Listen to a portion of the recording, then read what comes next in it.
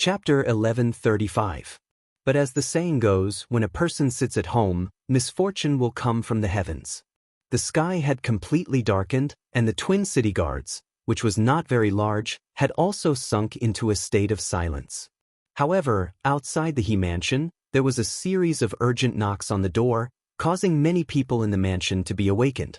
No matter what, He Ying was still a general, so he was still somewhat vigilant.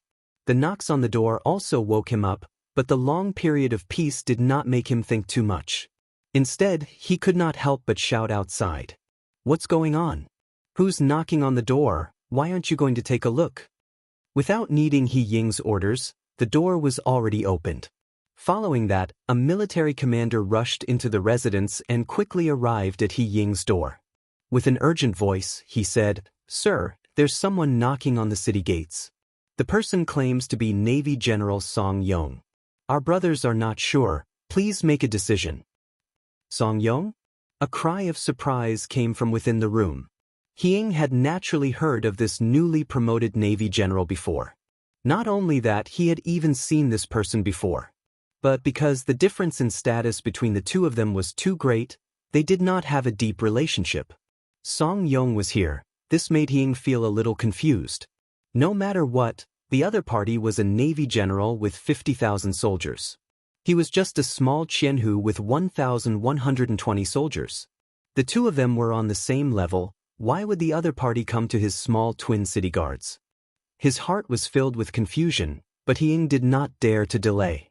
He hurriedly put on his clothes and walked out of the room.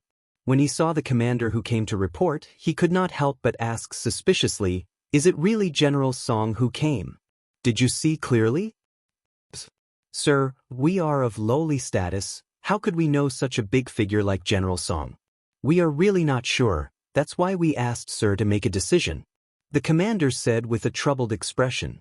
He Ying thought that his words made sense and nodded. Then, he arrogantly raised his head and walked towards the gates of the residence. As he walked, he said, "That's right, with your status, you naturally do not know General Song, but I do. Come, follow me to take a look." Under the admiring gaze of the Zongqi, He Ying left the manor and arrived at the South City Gate under the protection of several bodyguards. At this moment, more than 100 Baiming soldiers had gathered here. They were all in charge of guarding the place. When they heard that a naval general had arrived, they gathered around out of curiosity. After seeing the arrival of the Qianhu, everyone moved aside, allowing He Ying to smoothly walk up to the top of the tower. Then, with the help of the torches downstairs, who else could it be but Song Yong on a horse downstairs? Seeing that it was really Song Yong, He Ying was very surprised. "General Song, didn't you lead the navy to attack the Japanese Empire? Why would he suddenly appear here?" "Or you?" Song Yong, who was riding on his horse, asked when he heard someone call out to him. "General Song, I am the Qianhu of the Twin City Guards, He Ying." Since there was such an opportunity, He Ying naturally wanted to introduce himself. He Ying wanted to establish a good relationship, but Song Yong was impatient and shouted, "So it's Qianhu He. But since you know this general, why don't you open the gates? Are you going to refuse to let Shangguan through the gates?" Instead of answering directly, he scolded. Unfortunately, there were people who fell for this trick. For example, He Ying was such a person. When he heard Song Yong scolding him, he quickly apologized and said to the soldiers beside him, "What are you all standing there for? Hurry up and open the gates." Naturally, no one dared to disobey He Ying's orders. Soon, there was the sound of the gates being opened. Then there was the sound of horse hooves and more black figures entered through the gates. At this moment, He Ying had already descended from the tower and was ready to welcome General Song Yong. However, when he descended from the tower, he was greeted with countless guns and arrows. Needless to say, this was the work of the soldiers of the 4th Infantry Division. With someone like Song Yong leading the way, the Twin City Guards did not even need to fire a single shot. Logically speaking, Yang Chendong could have chosen to launch a night attack. With the soldiers of the 4th Infantry Division, climbing up the walls of the Twin City Guards was not a problem. It was just that he didn't want to make a move on the Han people, and he also needed to preserve the 2 city guards. Because this place would become the Yang faction's logistics base for a period of time, A lot of money and food sent from the sea would be temporarily stored here, so in the end, he chose to let Song Yong stand out and make a contribution. Hing was just a small chinhu. According to the intelligence department, this person bullied the common people all year round and was not a good person. Yang Chendong did not even have the intention to meet him and directly handed him over to the 4th Infantry Division's Ling Daqiang. He has lived here for a long time. He must be very familiar with the situation in Liaodong. Open his mouth and let him know something beneficial to us. Don't worry, 6th young master.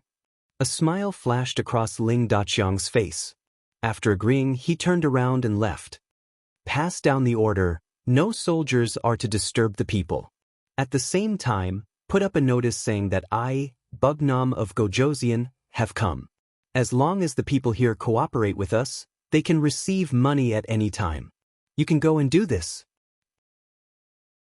Yang Chendong looked at Beta Persei who was following beside him and assigned tasks.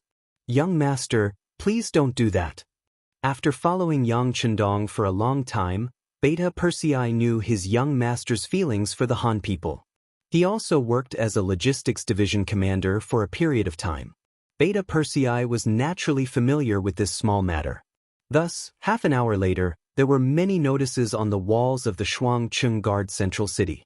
A large number of people who were originally in a state of panic gathered to watch.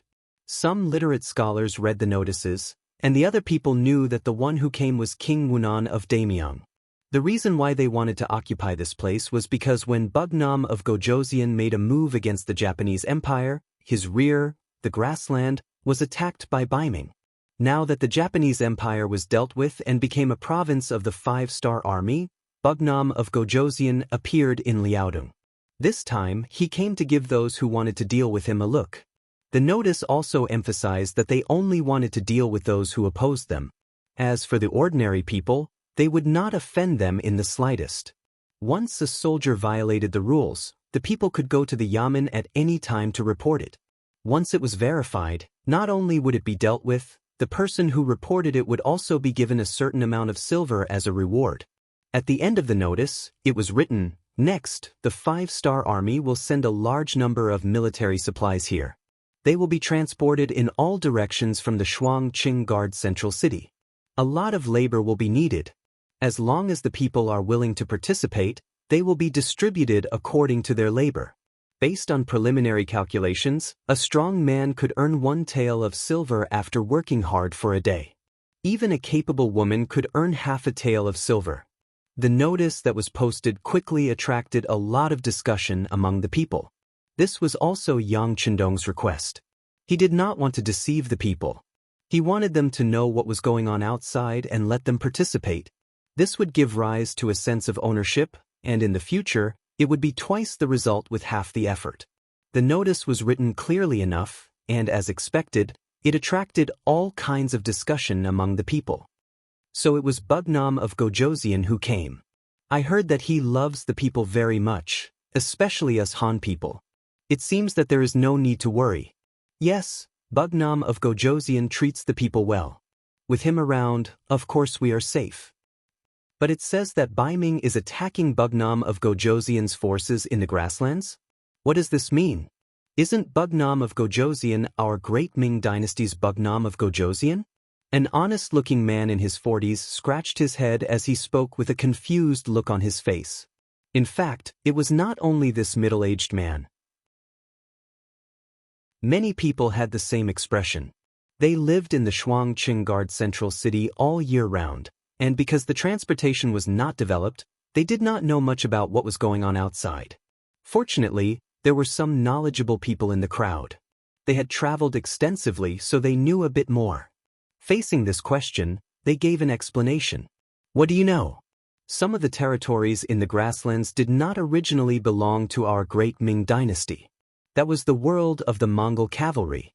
Their horses are like the wind, and their people are like ghosts.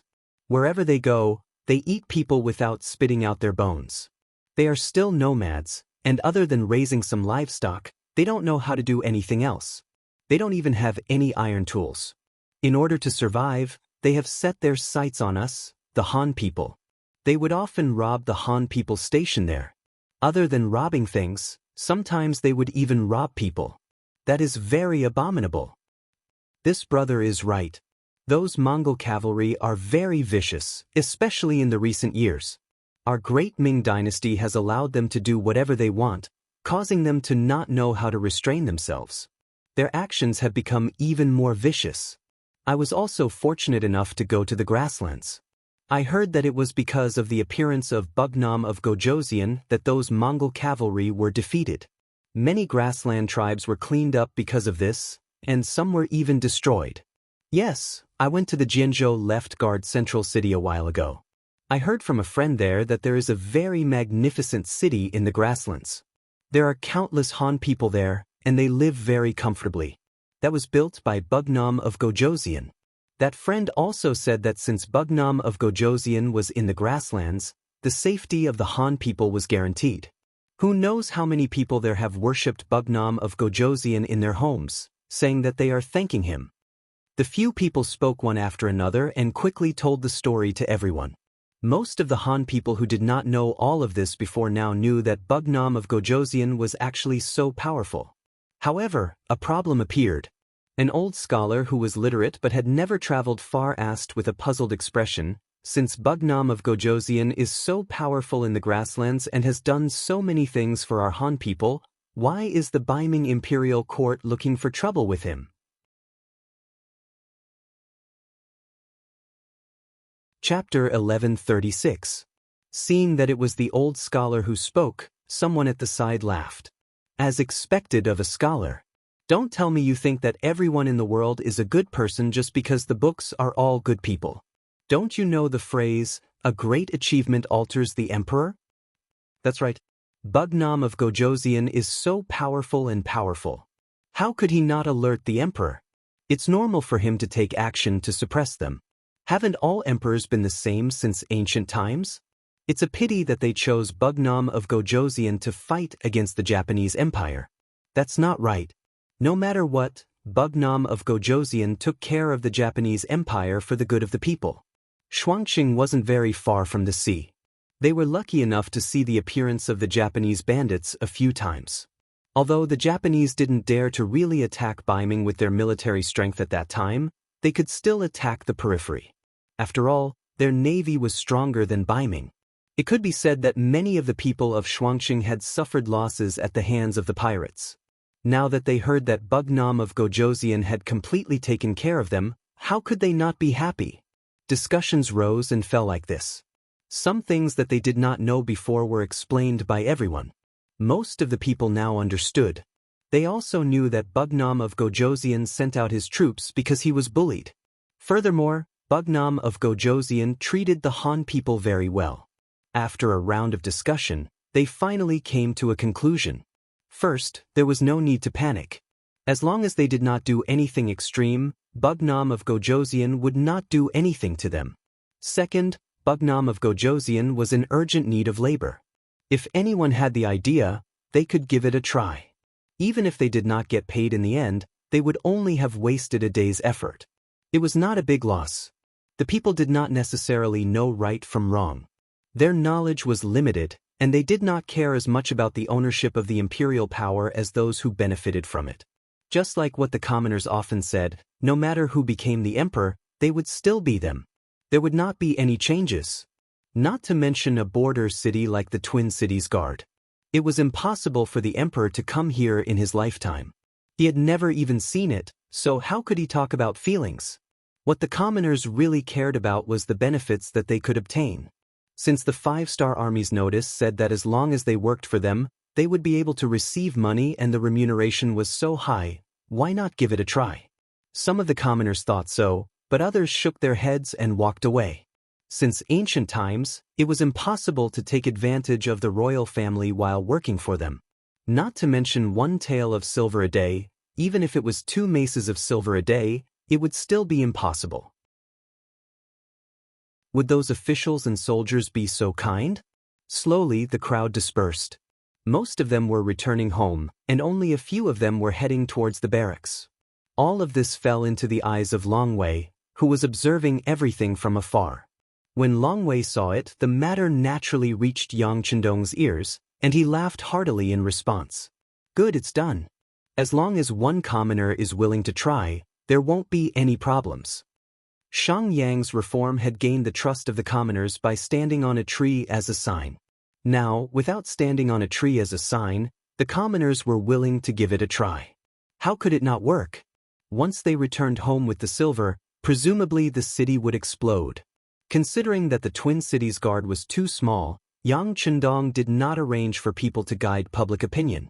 If a stranger suddenly appeared, not only would their words not be believed, but it would also arouse everyone's vigilance and vigilance.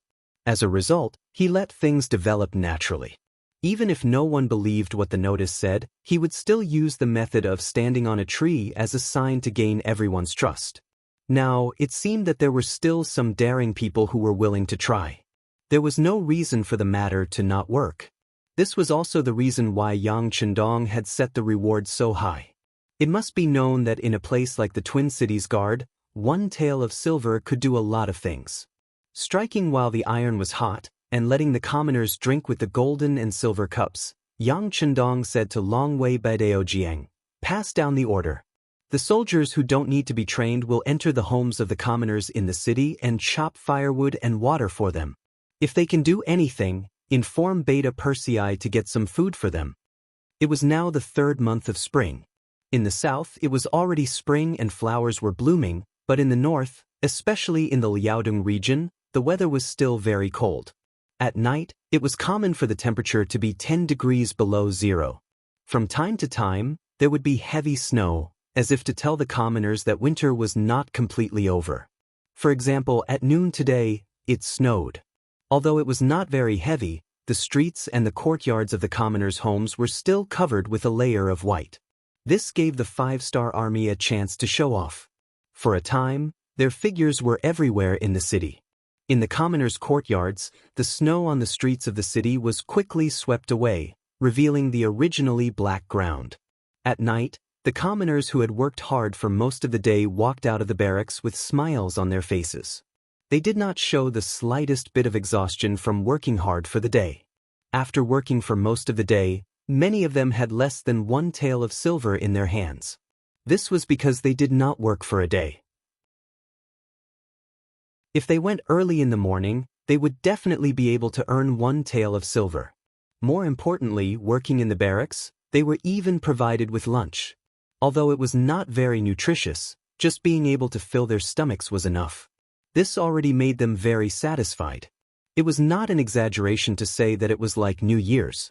These commoners who had received benefits had already decided that they would go to the barracks to work tomorrow morning. Not only that, they would also call their friends to go with them. Everyone should earn money together. Just like this, when these people returned home, the city became lively again. When the white taels of silver were placed in front of everyone, their previous disbelief was swept away. Some people even regretted that they did not give it a try today. Of course, most of them had already decided that they would go to the barracks tomorrow morning. Not to mention one tael of silver a day, even half a tael a day was an extremely good thing.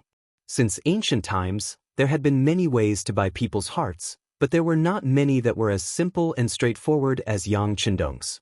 History had already proven that as long as you were good to the commoners, they would recognize you. It was not impossible for them to even work for you. Just like now, the soldiers worked for the commoners, and the commoners worked for the barracks. In turn, they also received money. Who would object? The Twin City Guards, who had originally been somewhat nervous because of the city being occupied, quickly calmed down. Not only did they restore their previous order, but everyone was still beaming with joy. They were not affected at all by the fact that winter had not yet left and the weather was still cold. Their smiles seemed to be able to melt the snow. Taking down the Twin City Guards was only the first step in Yang Chendong's military operation to occupy the entire Liaodong region. Next, his gaze fell on the Yima River Guards in the northeast. It was still the same. Song Yong took the lead and came at night. As long as the city gate was opened, everything would be much simpler. All of this was thanks to the Great Ming's official hierarchy. In front of a superior, a lower official generally did not have any authority to speak. As the commander of 50,000 naval troops, Song Yong's position in the military was not low. At least in the entire Liaodong region, there were very few people who could be higher than him. With him going out to open the city gate, it was always successful. The army was at the front, followed by 30,000 North Korean soldiers. Behind them, the commoners of Twin City drove carriages and were responsible for logistics. This reduced the pressure on the army, allowing them to fight forward wholeheartedly. They did not have to think about other things at all. Naturally, they were able to do things with twice the result with half the effort. Yang Chendong's plan went very smoothly. The new army, Suhi, did not hold them back. As soon as they appeared, they quickly took down the defenseless Ajulan guards and Tana guards. Then, they went straight for the Fuyu guards. There was no such thing as an airtight pants. Although the new army's movements were very fast, because of the heavy snow, the warhorses could not display their usual strength. In the end, a portion of the enemy managed to escape. Then the news spread. The nearby guards finally knew that the 5-star army had appeared in the Liaodong region. When the commander of the Jianzhou left guards, Chen Dula, received the news that the 5-star army had appeared in the Liaodong region, he turned pale with fright. This was a sudden situation that he did not expect at all. He ordered people to ask for help from the Beiming imperial court while he began to prepare his troops for war. The former Jinzhou left guards had been taught a good lesson by Yang Chendong. The former commander Liang Xian and the former commander Tang Longtian had both died at the hands of the 5-star army. Naturally, he, who had suffered a loss before, was cautious and prepared for battle. He knew the valiant fighting strength of the 5-star army and had seen it more than once. Chen Dula still had lingering fear in his heart. He was even considering whether or not it was better to directly defend the city. However, the newly appointed commander Tong Long did not think this way. Just by hearing his name, Tong Long knew that he was not a Han person. Instead, he was a combination of the Nuzan clan and Han people. Because of his bloodline, he had shown that he was good at fighting since he was young. After he grew up, he worked hard to perform well. In addition to his family's support, he finally obtained the position of Commander Tong Long. This was a secondary grade 3 military official. Furthermore, Tong Long was still young, not even 30 years old. It could be said that his future was limitless. However, the bad thing was that the position of an official in the Great Ming Dynasty depended on seniority. So what if you were capable? Being young was your biggest weakness. Unless you could make a great contribution, you would have to wait if you wanted to be promoted. Some people could even wait for a few years, a decade, or a lifetime. Of course, the young Tong Long did not want to wait any longer. He urgently needed to prove himself. Originally, he was thinking about whether or not he should sign up for the Liaodong Iron Cavalry. After all, that army was now unhindered in the grassland. It was said that even the powerful 5-star army was suppressed in the first city and did not dare to move. An army like this was the place where hot-blooded soldiers like him could realize their ambitions. However, before he could make any decision, the 5-star army actually appeared in the Liaodong region. Chapter 1137. According to the official information, the 5-star army should be at war with the Japanese Empire right now. Why would they appear here? It was a little puzzling. However, Tong Long didn't care that much. He only knew that his opportunity to perform had arrived. After receiving the news, Tong Long first went to look for Commander Chen Dula and took the initiative to ask for a battle. Unfortunately, he was directly rejected. The reason given by Chen Dula was that it wasn't the right time to send troops because they couldn't figure out the actual situation of the 5-star army. Tong Long walked out of Chen Dula's mansion with an unhappy expression and went home angrily. The Tong family's status in the Nuzan tribe was very high. In a place like the Jianzhou left guard, there was basically nothing that they couldn't do once they wanted to do something. Tong Long used the reason that Chen Dula wanted to suppress him and didn't want him to be promoted as an excuse to ask his family to step forward and put pressure on him. The commander didn't know about this. He was still looking at the map in his study room and worrying. Honestly speaking, Chen Dula really didn't have the intention to suppress Tong Long. Stopping him from sending troops was really for Tong Long's sake. He had dealt with the 5-star army before and knew how powerful they were. He still remembered how overbearing the 5-star army was when they wanted to open up a transportation route from here. The army was waiting outside for the nearby guards to attack, but no matter who went, didn't they not gain the slightest advantage? Such a powerful opponent wasn't someone that could be easily defeated. Without absolute confidence, it was best to bide one's time and preserve one's strength. The kind-hearted Chandula wanted to preserve his strength. However, the Tong family's strength was really too great. In the afternoon, the influential people in the city came one after another to put pressure on him. These people had a certain amount of prestige in the city.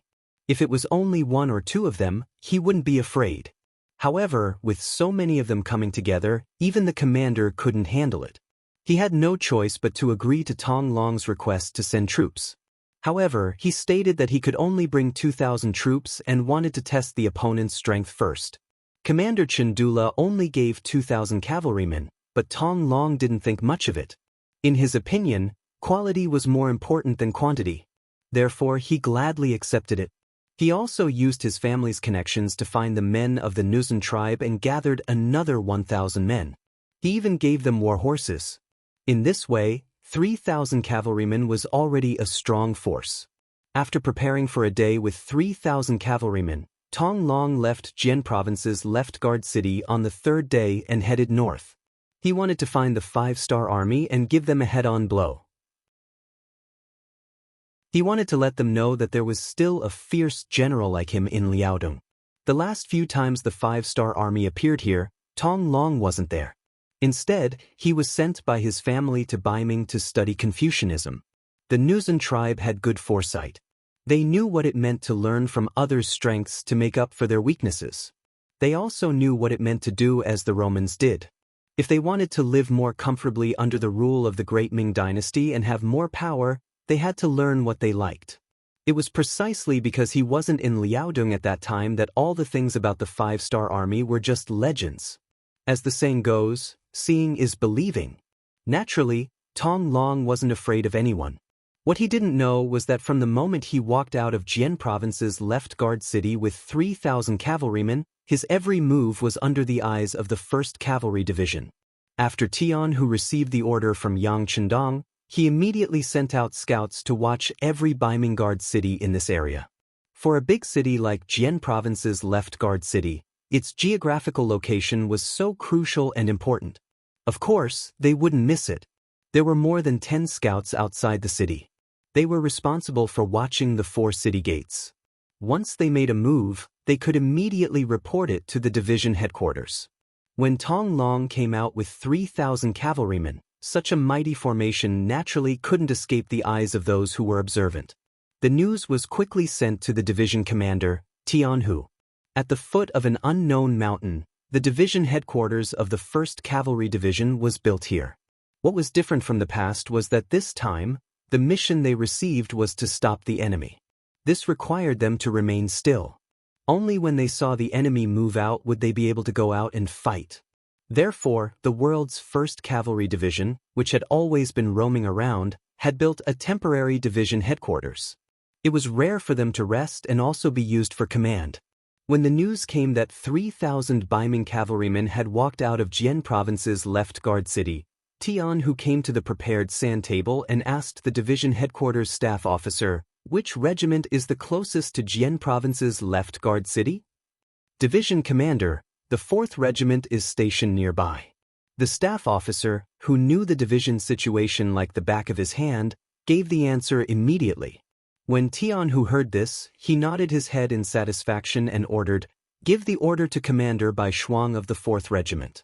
Tell him to take down this cavalry and make the formation bigger. Let the other guards see that our 5-star army is not to be trifled with." Bai Shuang, who was born in the Baiming capital's Yang Family Academy, was one of Yang Chendong's favorite students.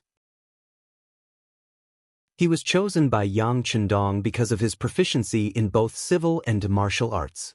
After a period of training in the army, he was transferred to the 1st Cavalry Division as the commander of the 4th Regiment. Although he was Yang Chendong's student, he was still too young. Many people didn't understand why he was appointed. There were many battle sequences in the 5-star army. If it was just for promotion, Then he could have gone to any army. Why did he have to go to the world's first cavalry division? One had to know that this was the cavalry that could fight the best. They could go to the front lines at any time and fight the enemy with their lives. In this kind of army, if one didn't have real strength, relying on one's background wouldn't work. Bai Shuang still came and became the commander. At that time, many people didn't think well of this matter.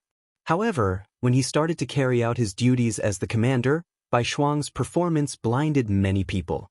Not only did he perfectly complete the tasks given by the division headquarters in every battle, but he also did it at a very small cost. Just like that, the 4th Regiment commander Bai Shuang was accepted by everyone and became the backbone of the 1st Cavalry Division. Now that the 1st Cavalry Division's first battle in the Liaodong region was handed over to Bai Shuang, who was proficient in both civil and martial arts, Tian who was completely at ease. Now, he just had to wait for the other party to report back. Soon, the order was sent to Bai Shuang through the scouts. When he saw the military order, he immediately ordered the 4th Regiment to gather. At the same time, he sent out scouts to find out the movements of the 3,000 enemy cavalry and the situation of the commander. Yang Chendong had said more than once that only by knowing yourself and the enemy could you fight every battle well. He also said that the commander of an army was extremely important. He often represented the character and fighting strength of an army. If done well, a fierce tiger leading a group of mountain goats could even defeat a group of tigers led by a mountain goat. Tactically, the enemy was valued. Strategically, the enemy was despised. It was about making all the necessary preparations before a battle. Even if the battle was a battle that one was completely confident in, one must still make all the necessary preparations.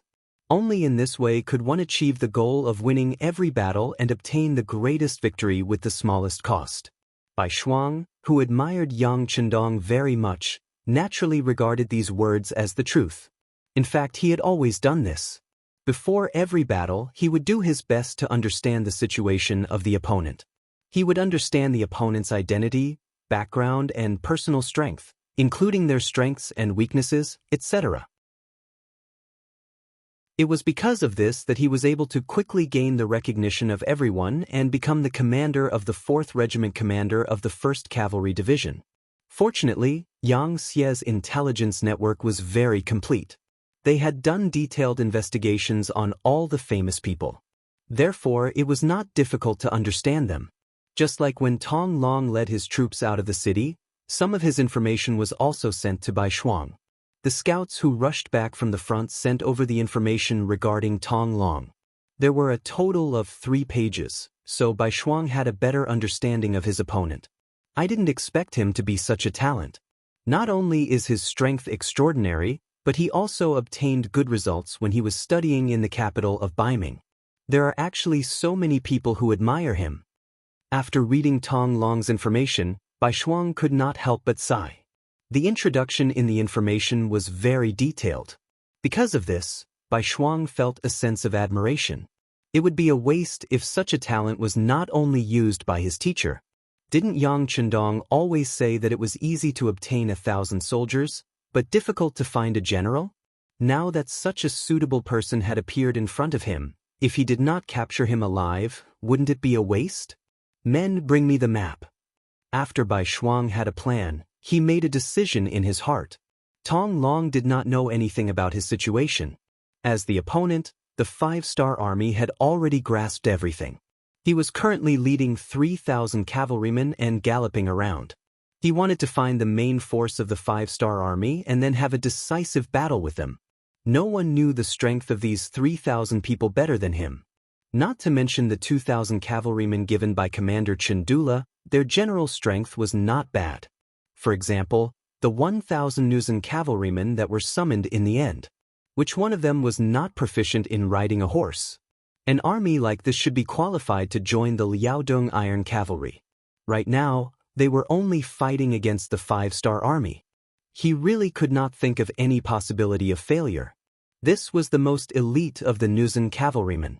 Riding on a tall horse, he continuously galloped for 4 hours. Only when the war horse was a bit tired did he stop and let everyone rest for a while. But what he didn't expect was that just as he stopped and didn't give the order to rest, a group of black crows suddenly appeared on the hillside in front of him. Then a group of 5-star soldiers also appeared in his line of sight. "Look, is that the 5-star army's cavalry?"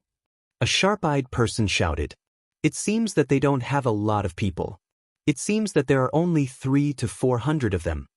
An experienced veteran directly shouted out the number of the enemy's forces.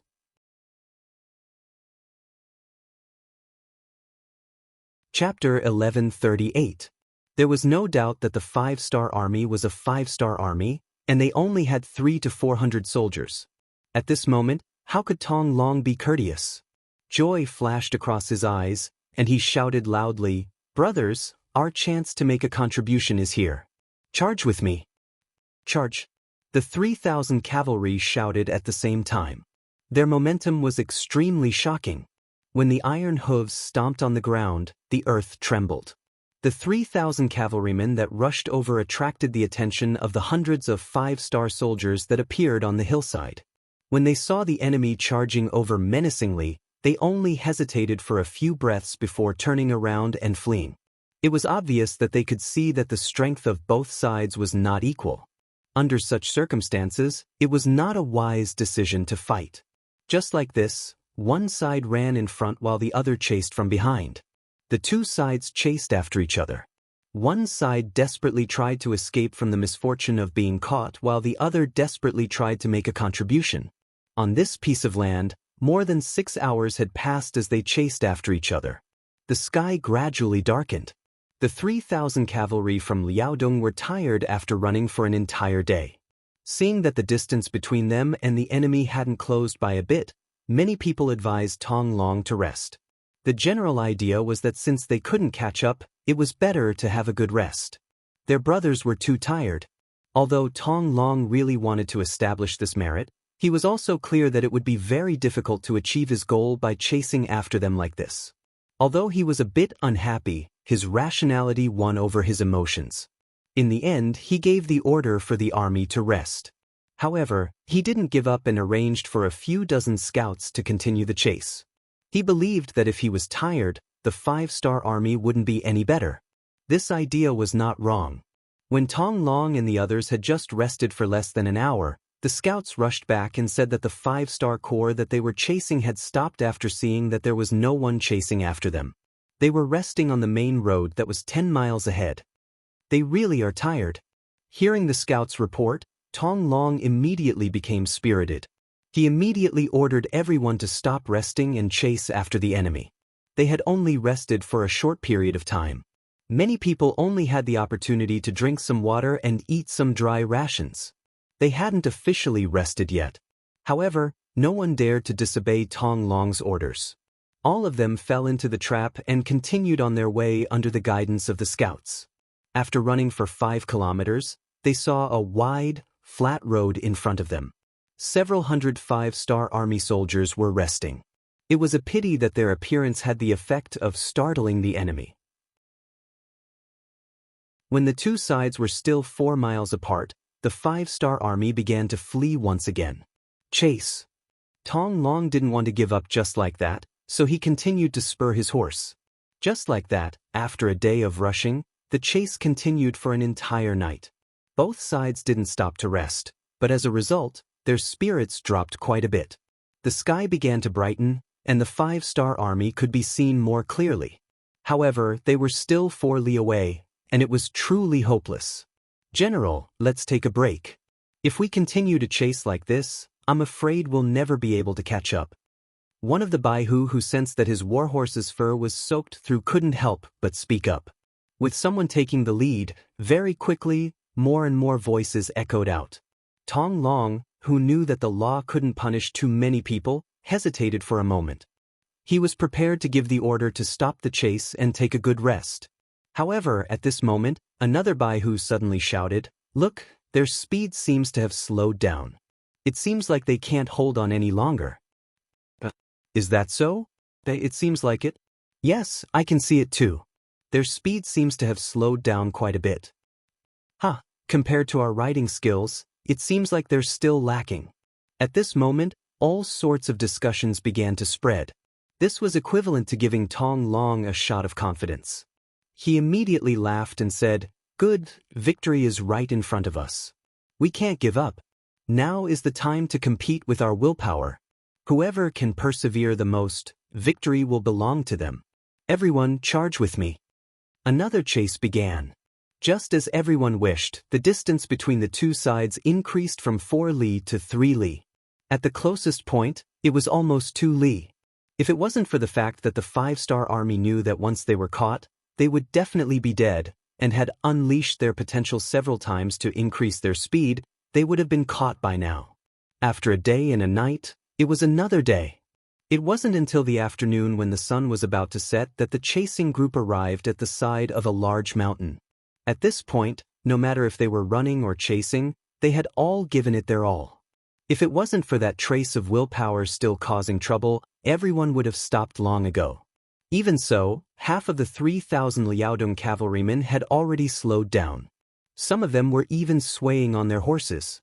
It seemed like they would fall asleep as soon as the order to rest was given. Talk, talk, talk, talk, talk, talk.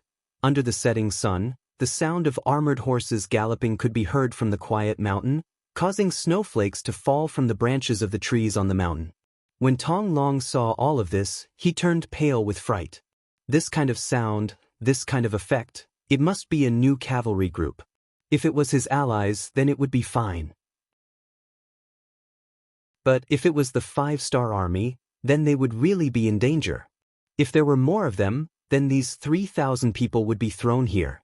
Sometimes, the more one was afraid of something, the more likely it would happen. Just as Tong Long placed his hopes on the sudden arrival of the cavalry, the bright red flag of the 5-star army appeared.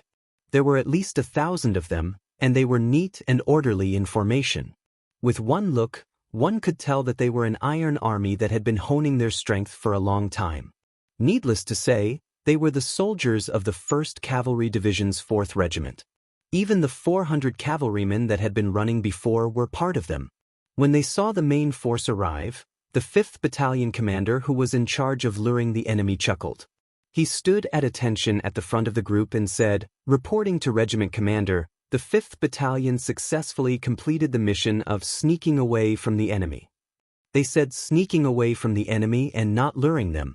This in itself already showed that they did it on purpose. Very good, the 5th Battalion will record this merit. Now go and rest. Leave everything to the other 4 battalions. Bai Shuang said happily. No, please approve. Our 5th Battalion can still fight. Even if our combat strength is weaker, we still have the stamina to capture prisoners. The 5th Battalion commander chuckled and requested to participate in the battle. Approved. You guys will be in charge of the periphery. Clean up the battlefield later. Bai Shuang also laughed out loud as he spoke. Then he turned around and gave the order. The 4 battalions behind him formed an arrow formation. If everyone was full of energy, Tong Long would still have some confidence in fighting against 2,000 with 3,000. But now they were exhausted.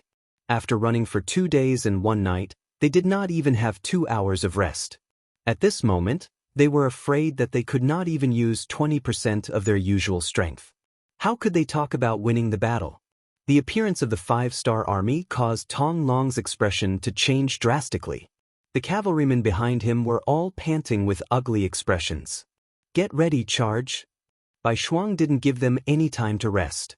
Perhaps this was originally an unfair battle, but this was the result of his plan. It must be said that it was also a part of his strength. If he had to blame someone, he could only blame Tong Long for being too greedy.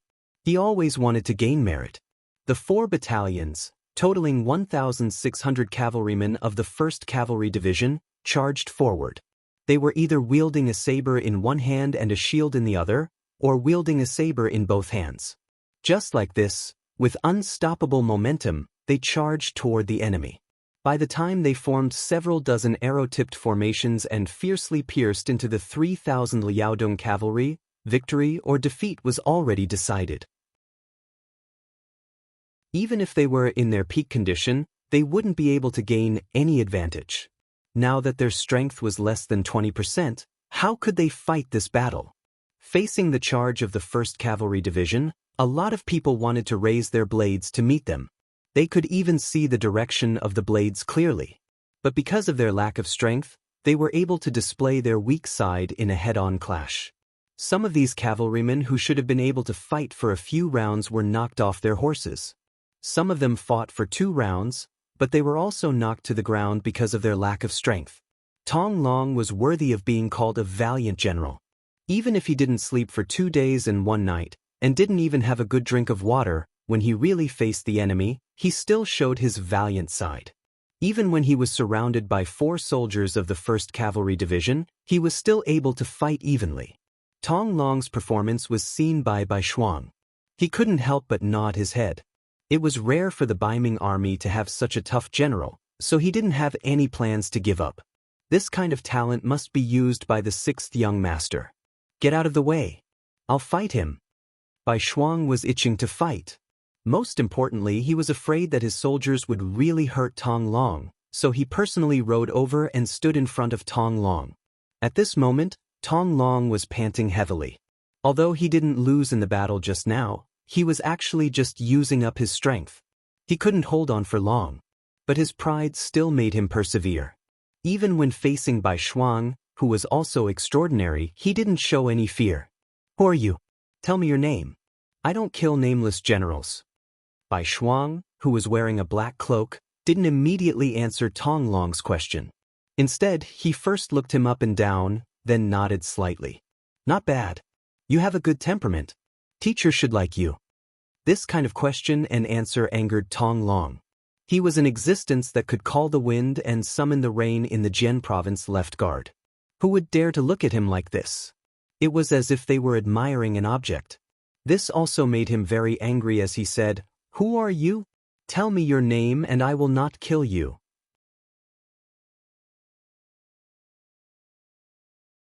Chapter 1139. Alright, my name is Bai Shuang. I am the commander of the 4th Regiment of the 1st Cavalry Division. If you surrender now, you can still live. Otherwise, I'm afraid that this day next year will be the anniversary of your death. Bai Shuang did as the other party wished and reported his name. Then, he looked at the other party with interest. If this person surrendered now, although he could still live, he would definitely be at a disadvantage. Tong Long, who was already somewhat exhausted, would naturally not be frightened by Bai Shuang's words. His expression was cold as he said, "Stop talking nonsense. How can a man surrender to others? If you have the ability, then kill me. If you don't, then be killed by me. Take this." Tong Long knew that his stamina could not hold on for much longer. If he did not make a move now, the longer it dragged on, the more disadvantageous it would be for him. After knowing Bai Shuang's name, he immediately made his move. Tong Long was using an extremely sharp saber that looked a little like the weapon used by the Mongolian cavalry when they were roaming the world. It was polished until it shone brightly. When he swung it in the air, because it was fast enough, it actually brought about streaks of white saber intent, gaining the upper hand by a show of strength. Just now, Tong Long had used this kind of fearless blade aura to force the 4 elite soldiers of the 1st Heavenly Cavalry Division to be unable to gain the slightest advantage. Bai Shuang used a red cherry blossom spear that was about 2 meters long. The spear technique was passed down from a spear master. After his own research and continuous training, it finally became a unique technique. The spear technique was strong and heavy, but also slightly agile and tricky. With this set of skills, it was difficult to find an opponent in the entire division. Only the division commander Tian who could defeat him with the full strength of his twin blades. In weapons, there was a saying that the longer the weapon, the stronger the weapon, and the shorter the weapon, the more dangerous it was. If Tong Long was at his peak, he would be able to exchange dozens of blows with Bai Shuang. It would be difficult to determine the victor. However, right now, he had used up 80% of his strength. How could he be a match for Bai Shuang who was using his full strength? After exchanging 2 blows, the scimitar fell to the ground. The third blow, the long spear smacked Tong Long's back, causing him to spit out a mouthful of blood and fall to the ground. Tong Long fell to the ground and fainted. Immediately, other soldiers came forward and tied him up tightly. Looking at the opponent that he had knocked out, Bai Shuang nodded lightly. Even though they had only exchanged 2 moves, he could still feel that his opponent's strength was not ordinary and his moves were sharp. Call the medics over and take a good look at him. We can't let anything happen to him. When Bai Shuang knocked Tong Long to the ground and looked up at the battlefield, the battle was basically over. Apart from a few people who were still resisting, most of the Liaodong cavalry had fallen off their horses. Some had even knelt down and surrendered. It wasn't that he didn't want to fight, but that he couldn't. Under the conditions of hunger and cold, it was already not easy to ride a horse. If they wanted to fight with a sword, especially when facing a strong opponent, they would not have a good ending. Those who did not want to die simply chose to surrender. 2,000 people against 3,000 people, and only a few dozen of them were injured. None of them died. Looking at the opponent, almost 100 of them were killed, and the rest were all captured. Not a single one escaped. Even their general was captured. This was definitely a great victory. Commander, although the opponent this time is strong, if we fight them head-on, we won't be afraid of them.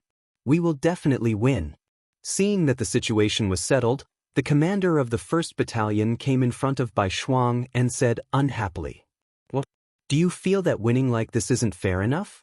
Let me tell you, on the battlefield, as long as you can defeat your opponent, it's fine. As for what method to use, it depends on the benevolent and the wise. If it's possible, it's best to win without fighting. Do you understand?" "No." The commander of the 1st Battalion, who was about to refute, suddenly heard Bai Shuang say, "That's right, what I said just now was taught to me by my teacher." Wrong was it? Once he heard that it was Yang Chendong who said it, the commander of the 1st Battalion did not dare to refute. The commander of the 1st Battalion could still give some opinions to the commander, but in front of Yang Chendong, the creator of Xianxia, who was like a god of war, he did not have the slightest intention to refute. He knew that the commander of the 1st Battalion would have such a reaction. Bai Shuang laughed in his heart and waved his hand. "Clean up the battlefield well. Take away everything that can be used. Don't leave anything behind." Just like that, Tong Long was captured. Tian Hu purposely got someone to spread the news after he found out about the outcome, as if to shock everyone. In an instant, the nearby city guards all knew about it. When they heard that even a fierce general like Tong Long was taken care of by the 5-star army, and that not a single one of the 3,000 cavalry came back to report, everyone was terrified of the 5-star army. The people who originally wanted to send out troops to try their luck all stopped moving and stayed in their own cities like cowards. In this period of time, the news of the 5-star army entering Liaodong had been sent to the northern Ming capital in the form of an urgent dispatch.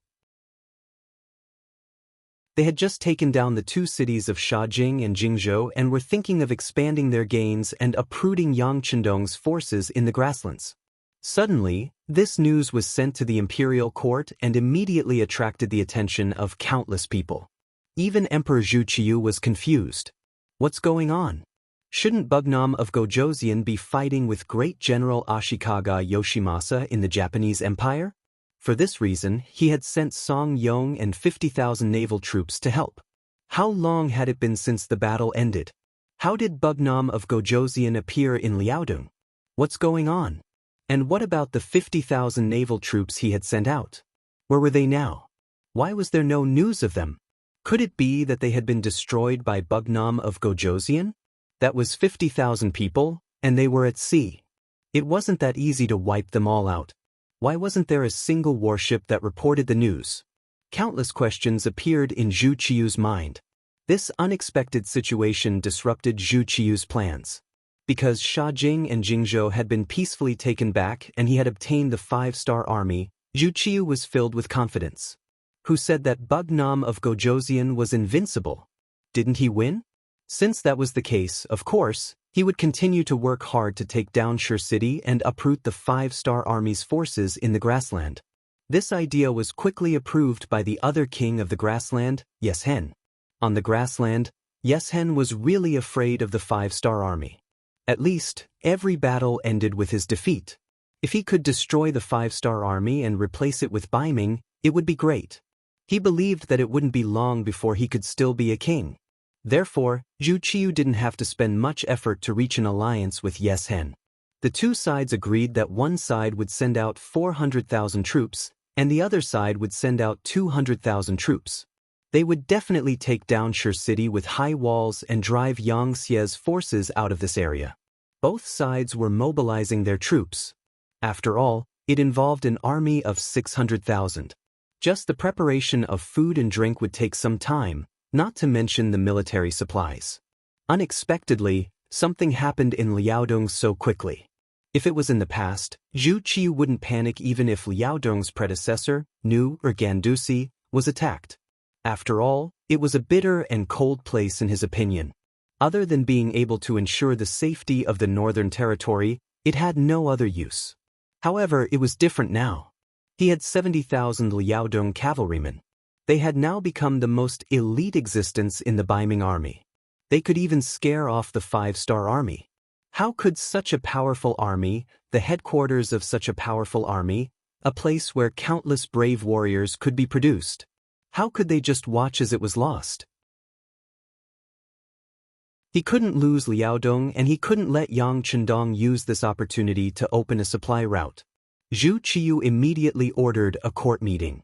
He wanted to gather all the officials to discuss a solution to the problem. For this court assembly, in order to achieve the effect of everyone working together, Zhu Qiu specially allowed all 4th-ranked officials and above to participate. The same went for 4th-ranked generals. In order to maintain balance in the Great Ming Dynasty, the status of the generals was usually not very high. Most of them were even regarded as boorish. Sometimes, even a 2nd-rank general status was not as high as a 4th-rank civil officials. Usually, during the court meeting, there were even fewer opportunities for the generals to participate. This time, Zhu Qiu intended to raise the status of the generals. From this point alone, it could be seen that Zhu Qiu was really anxious. The expansion of the court assembly this time had indeed attracted many officials to participate. Just looking down from the dragon throne, it was a sea of black crows and crows. There were more than 200 people. Looking at so many officials below the stage, Zhu Qiu smiled and breathed a sigh of relief. He didn't believe that with so many talented people, he wouldn't be able to defeat a small bugnam of Gojosian. In his joy, Zhu Qiu looked at Jin Ying, who was standing to the side, and nodded. The court meeting began. There was no need to talk about the topic. Those who were able to appear here naturally knew what was going on. Thus, from the beginning of the court meeting, there were officials who continuously gave suggestions.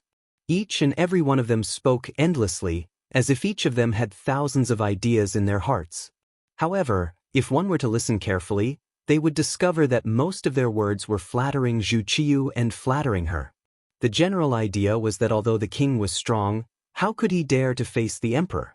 As long as the army marched into the Liaodong region, the so-called Wu and Wang, the so-called 5-star army, would flee as soon as they heard the news. They would surrender without a fight. At first, Zhu Qiu was in a good mood. However, the more he listened, the more he found that this wasn't the case. More than an hour had passed, and no one had really come up with any ideas. They were all just saying nice things. Seeing that more and more people would have this opinion if he didn't stop them, Zhu Qiu couldn't help but cough lightly. Then, he said, "Everyone, we naturally know that a small bugnam of Gojosian is not to be feared. However, according to your suggestions, how many people should be sent this time, and who should be the commander?" When it came to the specific questions, the noisy court immediately quieted down.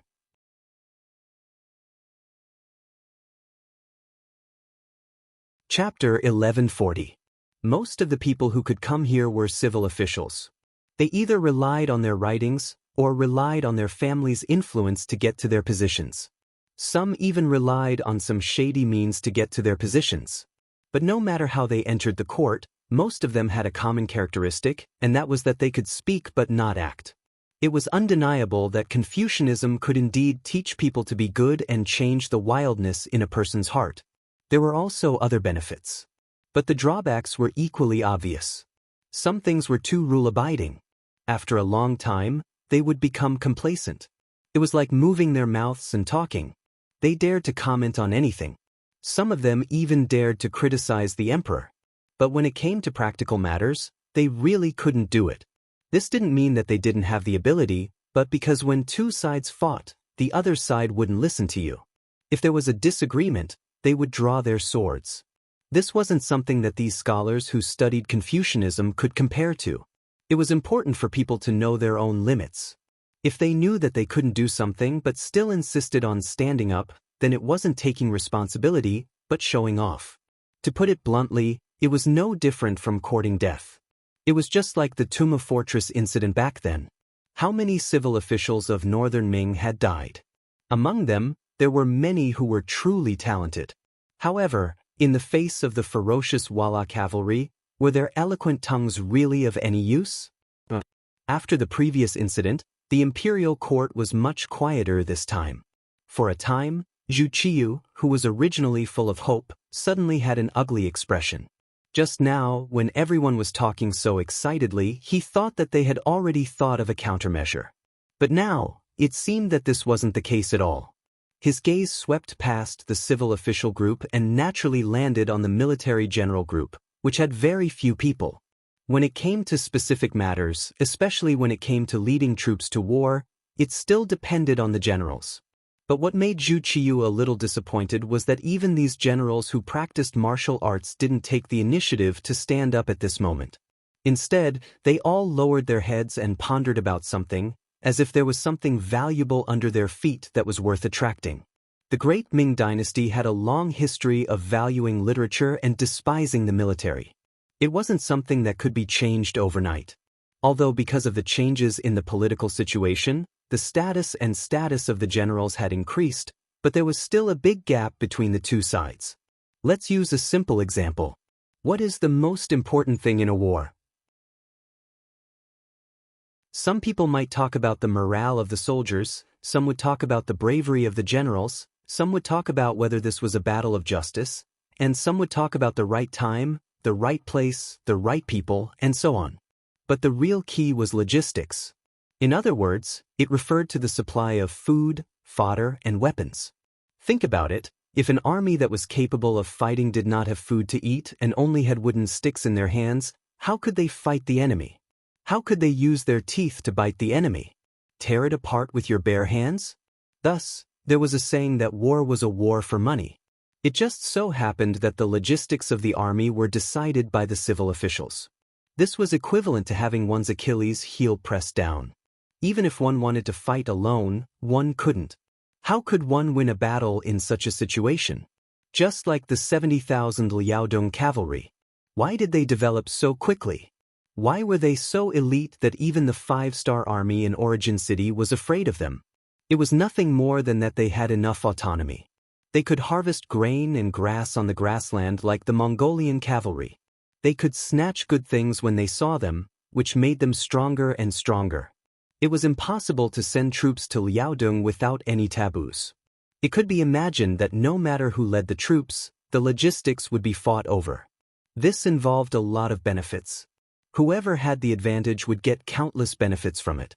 Once the war was won, these people would not only get the benefits, but they would also get the credit. If they were defeated, it would have nothing to do with them. The responsibility would all fall on the generals who led the troops. With this comparison, it was no wonder that the generals were not willing to stand up and take the responsibility that originally belonged to them. Not to mention, the opponent of this battle was Bugnam of Gojoseon. This person had the title of the god of war.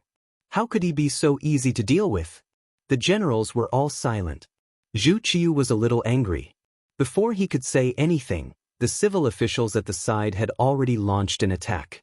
Perhaps they also felt that the contrast between just now and now was too big. They were afraid that the emperor would vent his anger on them. Therefore, they were ruthless and as unpleasant as they could be. What's wrong?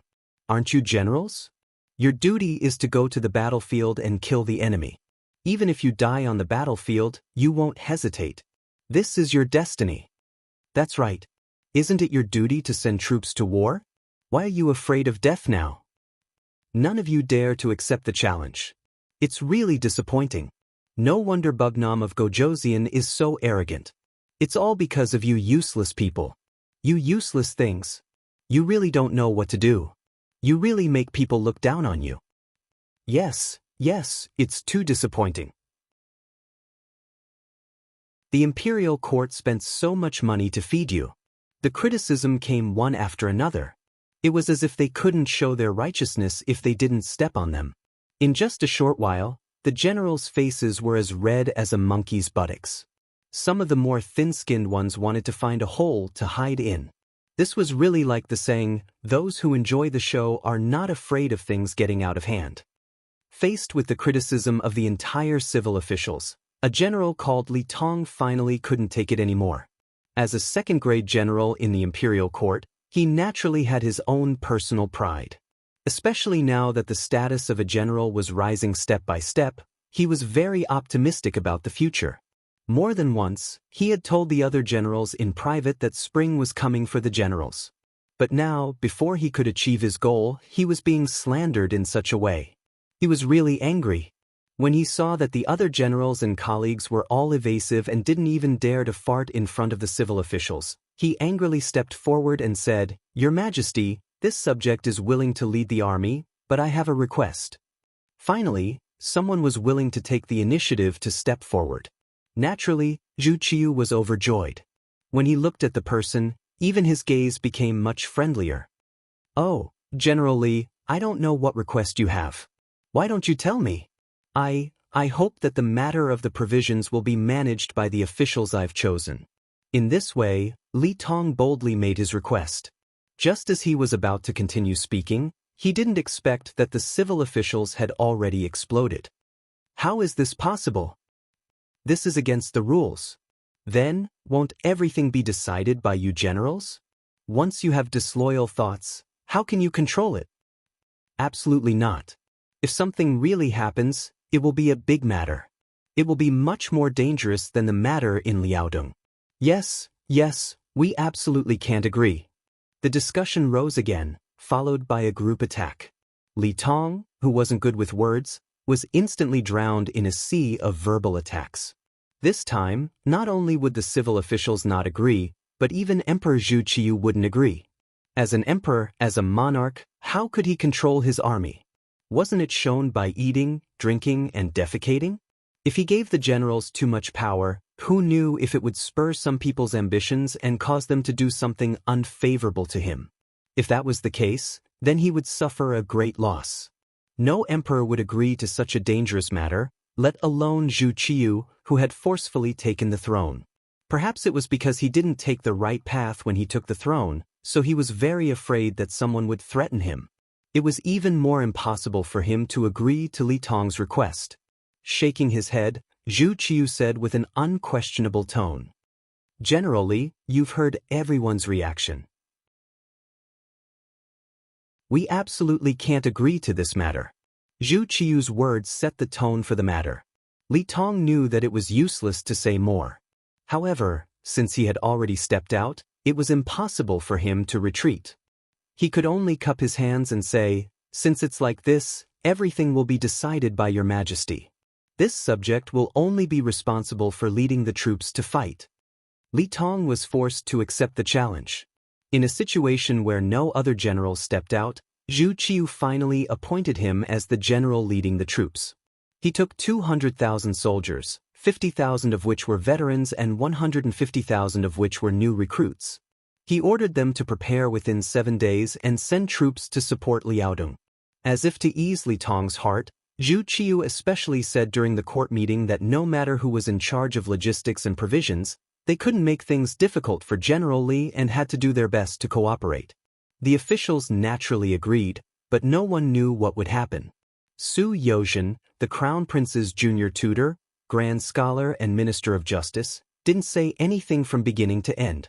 He just watched coldly from the sidelines and sneered in his heart.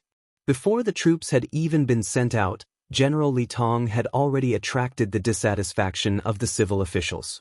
Li Tong could even imagine that it would be strange if he wasn't targeted. If he didn't do this, how could the civil officials vent their anger of being accused of not trusting him? It seemed that the result of this battle had already been decided. Sigh, could it be that the Great Ming's luck was really coming to an end? The Hu estate. Minister of Rights Hu Shao. Although he still had the title of minister, he hadn't been to court for a while. This was because the relationship between Baiming and Bugnam of Gojoseon had changed greatly. This made his position as Yang Chendong's father-in-law very awkward. In order to avoid unnecessary trouble and to avoid being targeted, Hu Shao was sick and stayed at home. Not only that, but the other members of the Hu family were also ordered to stay at home and not go out. They had to be as low-key as possible.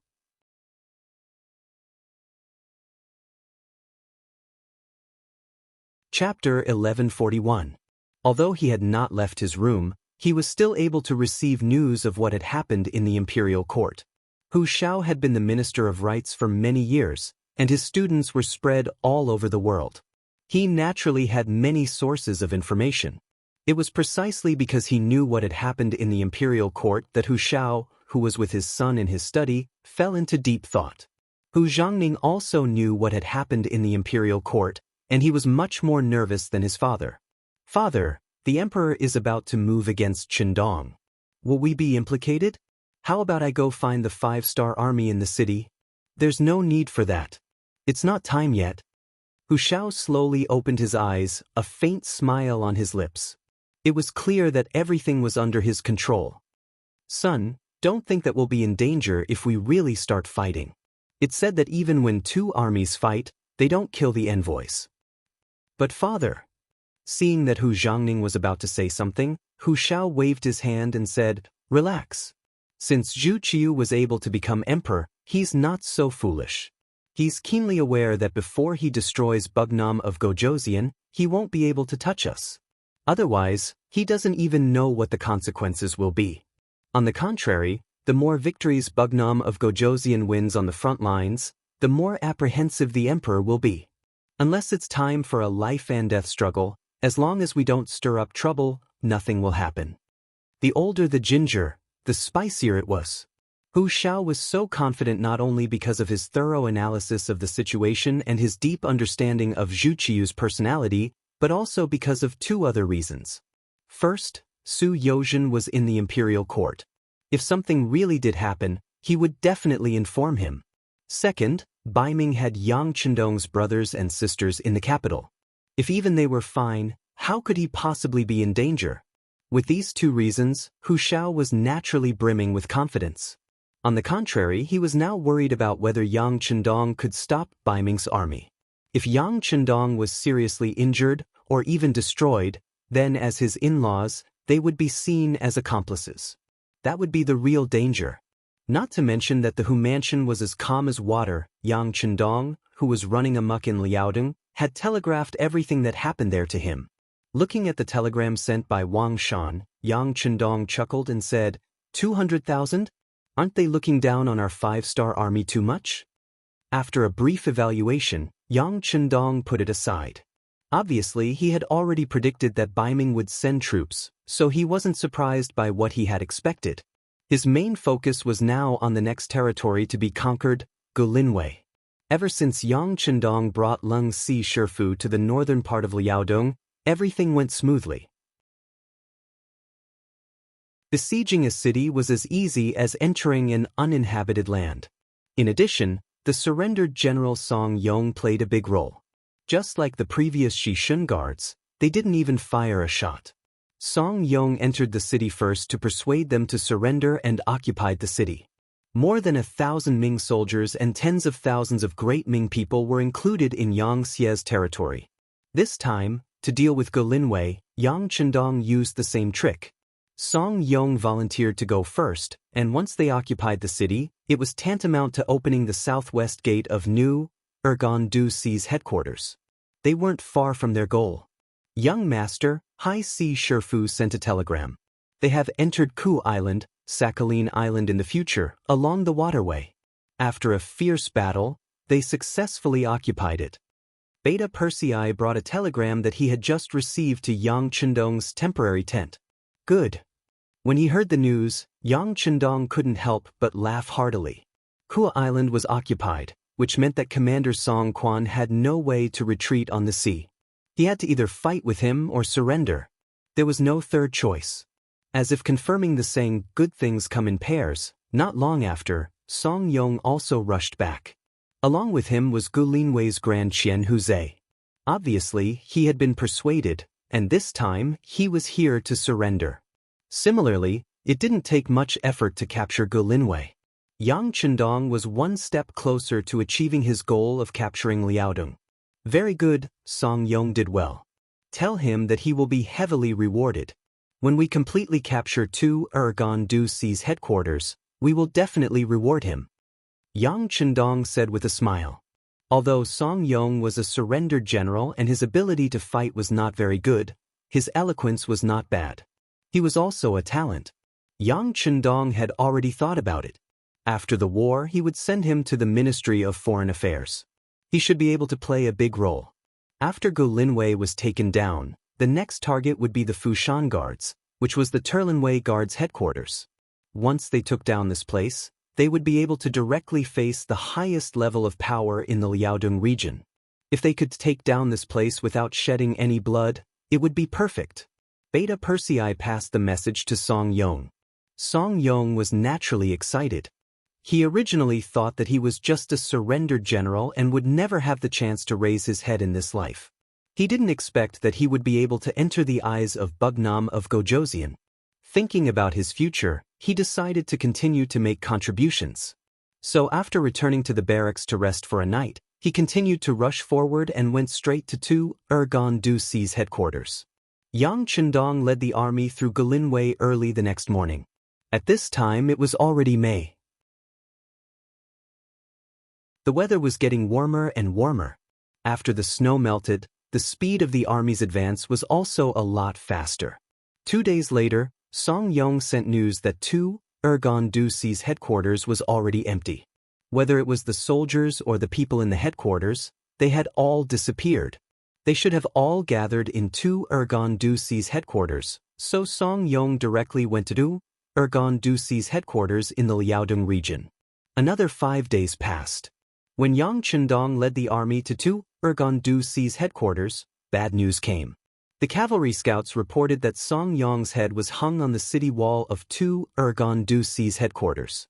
As soon as the news reached Yang Chendong's ears, he was shocked and furious. Although Song Yong was a surrendered general, he was now representing the 5-star army. As the saying goes, envoys should not be killed in a war. Song Yong was killed just like that. This was clearly a slap to the 5-star army's face. It was a slap to the Bugnam of Gojoseon's face. Young master, Song Yong can't die just like that. This is clearly looking down on our 5-star army. Let's fight. Beta Persei's eyes were shining as he spoke. Along the way, he originally thought that there would be a big battle to fight. This was the time to show off his skills. He didn't expect things to go so smoothly. Originally, he thought that Tu Ergon Du Si would surrender. Although he would be happy, he didn't go to the battlefield after all. But now, Song Yong was killed. This was clearly a demonstration by the Baiming generals of Tu Ergon Du Si. If he didn't kill this trend, who would take the 5-star army seriously in the future? Yang Chendong didn't answer immediately. Although Song Yong's death made him very angry, he couldn't solve the problem by being impulsive. The most important thing now was to understand the situation in Tu Ergon Du Si. Only by understanding the other party's background would he be able to come up with the best strategy. Beta Persei, contact the intelligence personnel in Tu Ergon Du Si immediately. I want to know how many Baiming army there are here and who killed Song Yong. Yes, young master. Beta Persei nodded and turned to leave. Yang Chendong's eyes were cold and angry. Someone actually dared to kill one of his men, and an envoy at that. He had to admit that some people were really bold. Since that was the case, he didn't mind being ruthless and using some cruel means to tell the world what would happen if they didn't follow the rules. The intelligence department acted very quickly. Yang San, the head of the security bureau, had already arranged a lot of people here, so the situation in the city quickly spread out. According to a centurion bribed by the security bureau, Song Yong's death was caused by Zhong Cheng, the commander of the city. The telegram described the whole process of Song Yong's death in detail. Originally, as an envoy, Song Yong could have left the city safely if he failed to persuade them to surrender. As the commander, Song Quan also had the same idea. Although he didn't like his own family and thought that they had no backbone, he would still abide by the rules of war between two armies. Things went bad because of Zhong Cheng. He didn't know where he found out that Song Yong had 100,000 taels of silver on him. This was originally given to him by Yang Chendong. If he succeeded in persuading Song Yong to surrender, this would be their way of expressing their sincerity. Logically speaking, if they didn't reach an agreement, Song Yong should have left the city and wouldn't have handed over the 100,000 taels of silver. But the greedy Zhong Qing didn't care about this. He thought that since they were going to become enemies, it would be a waste if he didn't take the 100,000 taels. So he led the soldiers to stop Song Yong at the city gate and asked him to hand over the banknotes. Otherwise, he would die. After Song Yong was chosen by Yang Chendong, his whole person changed. He had a bright future, so of course he wouldn't hand over the banknotes and show his incompetence again. Considering that he was an envoy of the 5-star army, not only did he not hand over the banknotes, he also loudly reprimanded Zhong Cheng, making the soldiers at the city gate hear clearly. Being reprimanded in public like this, Zhong Cheng's face naturally didn't look good. In a rage, he swung his sword and chopped Song Quan. Naturally, the 100,000 taels of silver also fell into Zhong Cheng's pocket. This matter was seen by many people, so Zhong Cheng deliberately said that this was the fate of those who dared to surrender to the 5-star army. "You're courting death." Yang Chendong's face was full of anger. He punched the sand table that was temporarily set up. With just one punch, the solid wood table was completely destroyed. "Young master, calm down. This Zhong Qing really deserves to die." The intelligence department also sent news that this person's reputation in the city isn't good, especially his greed and lust. That's known by everyone. Just counting the number of concubines, he has taken as many as 13 and even gave birth to 3 fat sons for him. His eldest son is already 12 years old and is now running amok in the city. I heard that he's even worse than his father. Beta Persei also said with a face full of anger.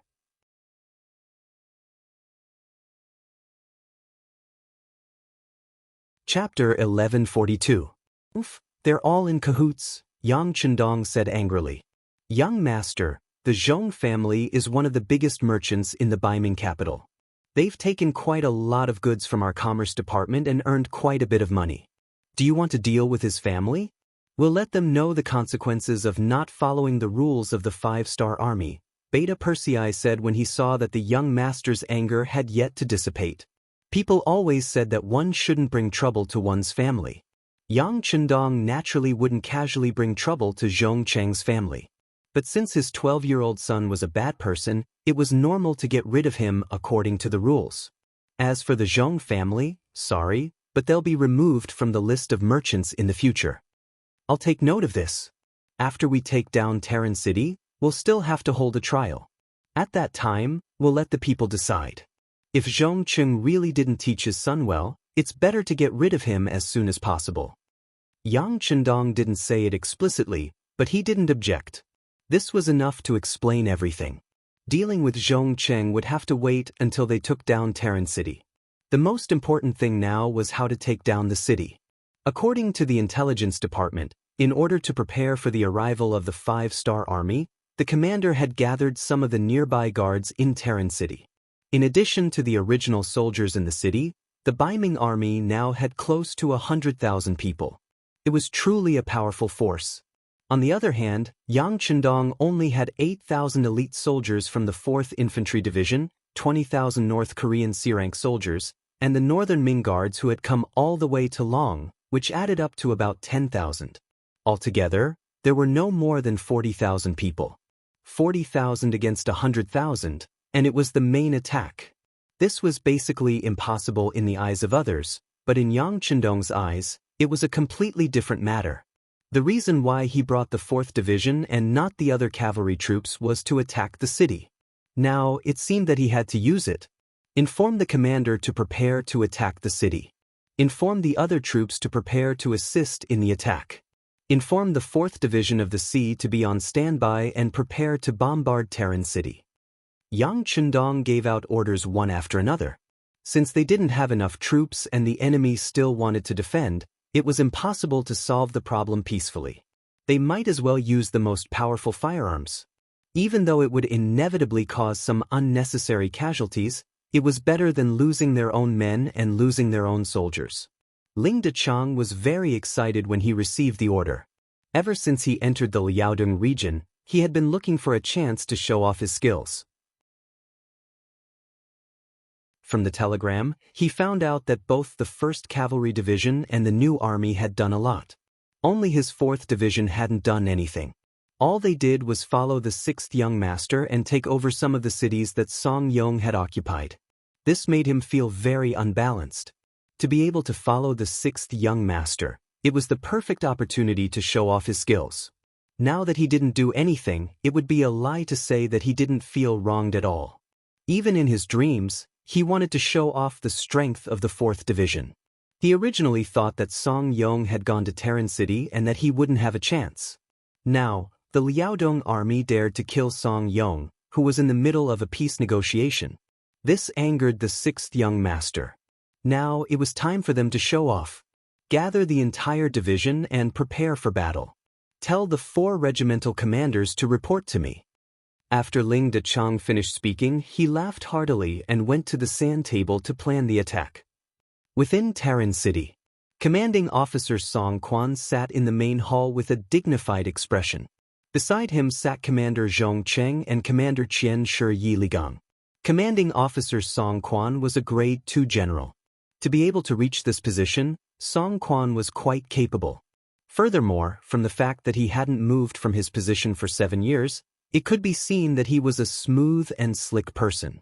The great Ming dynasty valued the civil and despised the military. This was especially so for the generals who held great power. It was very easy for the emperor to be suspicious of them. Reality also proved that if it wasn't for the emperor's suspicion and the civil officials' jealousy, the great Ming dynasty wouldn't have been destroyed. As a commanding officer of hundreds of thousands of soldiers, Song Quan was able to sit in his position for 7 years. This was enough to show that he was very good at dealing with people. Otherwise, he would have been suppressed to death by the civil officials. It was because of this that when he heard that the 5-star Army's peace envoy, Song Yong, had died at the city gates, his face instantly darkened. His position meant that he couldn't surrender to Yang Chendong. Unless there was an order from the Baiming Emperor, if he really did so, none of his family members in the Baiming capital would be able to survive. However, he didn't make this decision of his own accord. As a general who held great power in the military, Song Quan had a deep understanding of the 5-star army. It was because of this that he knew how powerful the other party was. This kind of enemy wasn't someone he could fight against. He couldn't surrender, and he couldn't win. Song Quan was prepared to sacrifice himself for a righteous cause to protect his family in the capital. Therefore, in the face of Song Yong's words, all he could do was to drive the other party away and wait for Yang Chendong to fight. When the time was right, he would commit suicide. With his own life, he could exchange the safety of his whole family, or he could also protect the safety of the people in the city. But he didn't expect Zhong Qing to be so daring as to force Song Yong to kill out of greed.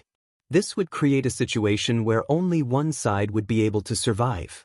When the time came, even if he died, the civilians in the city wouldn't have it easy either. Did this Zhong Qing not have a brain?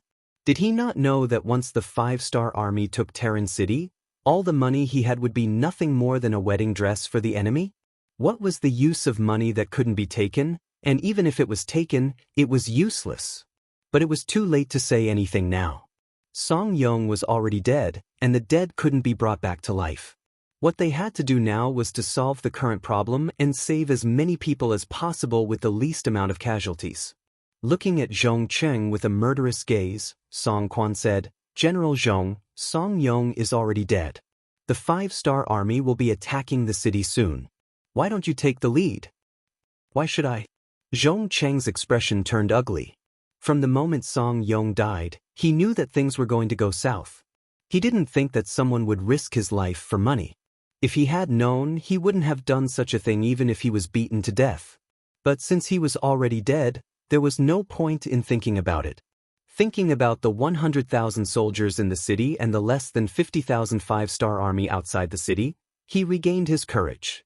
But now, the commander was asking him to fight the five-star army. Wasn't that the same as asking him to die? He wasn't stupid enough to agree to it. Everyone knew that it was easy to gain merits by being the vanguard, but it was also very dangerous. Perhaps if it was another ambitious general, he would fight for this position. But as a member of the Zhong clan in the capital, he had an incomparable background. He came to the Liaodong region just to gain experience. He didn't need such a great merit. Only then did he refuse without even thinking about it. Sitting on the right was the commander, Yi Ligang. He was a handsome middle-aged man in his early 30s. To be able to reach this position and become a rank 3 general, it wasn't because he had a powerful background. Instead, he relied on his own efforts to get to where he was today. It could be said that whether it was in terms of intelligence or bravery, he was one of the top 5 people in the Liaodong region. Yi Ligang, who could be called an all-rounder, knew his fate the moment he heard the guard say that Zhong Cheng had killed Song Yong at the city gates. He was so angry that he called Zhong Cheng a stupid pig.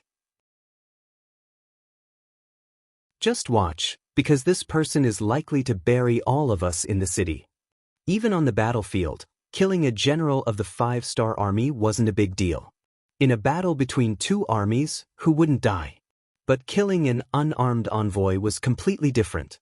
That was openly breaking the rules and slapping Bugnam of Gojoseon's face. Who was Bugnam of Gojoseon? He was in existence on par with the southern and Baiming emperors. In terms of territory, he wasn't much worse.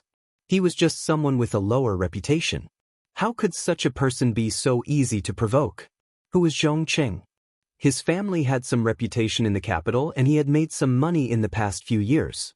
Did he really think that he was invincible and could do whatever he wanted? Did he think that he could kill people without following the rules? From that moment on, Yi Ligang had sentenced Zhong Cheng to death. And now, Zhong Cheng was openly disobeying the commander's orders. Yi Ligang didn't know what to say about this person. It seemed that the word, stupid, wasn't enough to describe him. Sure enough, as soon as Zhong Cheng refused, Song Quan flew into a rage. General Zhong, do you think I'm negotiating with you? Let me tell you, this is a military order. If you don't obey, you will be punished according to military law. The so-called punishment according to military law was beheading. Zhong Cheng, who felt that things were not going well, pointed at Song Quan and said, "Commander, you can't do this.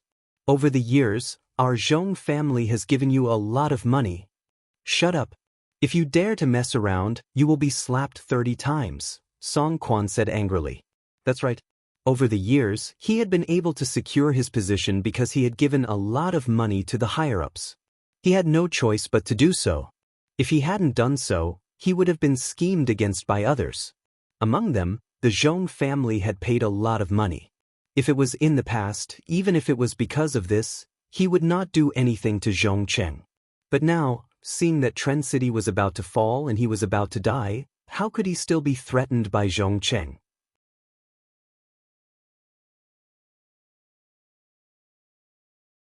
Chapter 1143. Zhong Cheng finally shut his mouth after hearing Song Quan's 30 slaps. He could tell that Song Quan was going to abandon him. Now that he was under someone else's roof, he had no choice but to lower his head. He thought to himself that when he had the chance to spread the news, he would definitely tell his family about this. After that, he could only reluctantly agree. Since Commander has given the order, Zhong Cheng will follow it. I will go and arrange for people to defend the city. Zhong Cheng walked out of the hall, leaving Song Quan and Yi Ligang behind.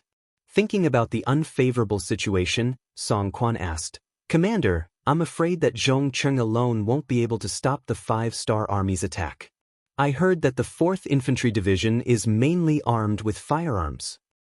Yes, how could I not know that I can't stop them? But do we have a choice? Song Quan slowly opened his eyes and said with a sigh. Then, as if he thought of something, he looked at Yi Ligang and said, You are different from me. You are an orphan, your parents are long gone, and your wife is newly married. She is currently in Terran City. The court doesn't have any evidence against you, so you don't have to die like you. With your ability, even if you join the 5-star army, You will have a bright future. Lord Commander, I've never had such thoughts. Yi Ligong hurriedly explained. Song Quan interrupted him and said, all these years, how could I not know what kind of person you are? It's just that there is no need to make unnecessary sacrifices. Moreover, Bugnam of Gojoseon is indeed a dragon among men. I know that he is very good to the Han people, so he should be good to the Han generals as well. With him, the Han people's status will be higher and their lives will be better. Isn't this what we want to see? Sigh, if it wasn't for my family, I would also consider joining the 5-star army and fight for Bugnam of Gojoseon, fighting for the Han people's future. Yi Ligong would never have thought that Song Quan would be the one to say such heartfelt words. For a moment, he was stunned and didn't know what to say. Just like what Song Quan said, Yi Ligong had a good impression of the 5-star army. Especially after learning about their deeds from various intelligence reports, he admired them even more. However, due to his identity and faction, he had no choice but to hide it in his heart. Now, the choice was right in front of him. He had gone from being a bystander to being in the situation. It would be a lie to say that Yi Ligong did not have any ideas about where to go from here. However, when he thought about how everything he had today was all because of Song Quan's recommendation, he could not let down this benefactor in his life. And now, it was this noble person who was advising him to surrender to the enemy. His heart, which had been suppressed, began to stir again. Yi Ligong did not immediately object, which was equivalent to expressing his attitude. How could Song Quan not know? He continued, Ligong, it's not that I don't have any selfish motives. You know, my family is in the capital. When I'm around, naturally, no one dares to bully them. However, once I leave, it's hard to say. If one day, and I'm saying if you have a firm foothold among the 5 stars, please help my family if possible. This is also my last request to you. Commander, please don't say that. If I can survive this time, your family will be my family, and your parents will be my parents. Yi Ligong immediately swore. Good. Song Quan patted Yi Ligong's shoulder with a gratified expression. The last worry in his life had been removed, and he could finally go without worry. Outside the city, Ling Dechang called the 4 commanders under him over and seriously discussed the plan to attack the city. It wasn't easy to get a chance to attack, and everyone's opinion was surprisingly unanimous. They were not in a hurry to attack the city. First, they would scare the enemy and let them know that sometimes, it wasn't easy to die even if they wanted to. For hours later, after the 4th Lu Division was fully prepared to attack the city, the first gunshot rang out. With the Type 95 firearms that could easily fire from 300 to 400 meters away, when the gunshots rang out, the Ming soldiers guarding Terran City became live targets. Many of them even had bows and arrows in their hands as they stuck their heads out of the battlements, waiting for the 5-star army to come closer. Bullets flew over and accurately hit their bodies. This was simply an unfair and unequal battle. One side could attack as they pleased, while the other side could only passively take a beating. They couldn't even see the appearance of their opponents clearly, but hundreds of Ming soldiers were hit. Some died on the spot, while others were injured by gunshots and fell to the ground screaming in pain. If they died, then so be it, everything would be over. But those who were injured by gunshots, when their cries of pain rang out from the battlements, the shock it brought to their comrades was so great that it completely exceeded the expectations of the defending general, Zhong Cheng. He originally thought that with the advantage of numbers, they would be able to fight evenly with the 5-star army. In addition, they had the higher ground and were relying on the city walls, so it wasn't impossible for them to push back the 5-star army. But after this exchange, Zhong Cheng realized how wrong he was. As the headquarters of the new Ergon Du Si, it was where the commander was located. Bei Shi also placed great importance on it, and once sent people to send over 200 firearms. They had always been treated as treasures and kept in the armory. This time, Zhong Cheng even took them out, wanting to properly display their power. But after this exchange, these seemingly treasured firearms were completely useless, unable to pose any threat to the 5-star army. They couldn't even attack from a certain distance, so how could they display their power? Zhong Cheng, who was on top of the city gate tower, saw that more and more soldiers were dying and the number of injured was increasing. The soldiers guarding the city were terrified because of this. More and more soldiers hid behind the city gate tower and didn't even dare to show their heads. Zhong Cheng couldn't help but be furious. He loudly ordered everyone to shoot arrows outside the city. Since the general had given the order, the soldiers below didn't dare to disobey. Helpless, they could only risk their lives and shoot arrows outside. But very quickly, those who showed their heads didn't have a good ending. Out of 10 people, at least half of them were hit or injured, and the remaining half had their arrows shot to God knows where, unable to pose any threat to the outside world. Under the constant orders, the number of injured and dead increased, and the morale of the Baiming army continued to drop. Having completely lost the initiative, the Baiming army could only take a beating and hide. Outside of Terran City, the 4th Master Lu's attack shocked everyone.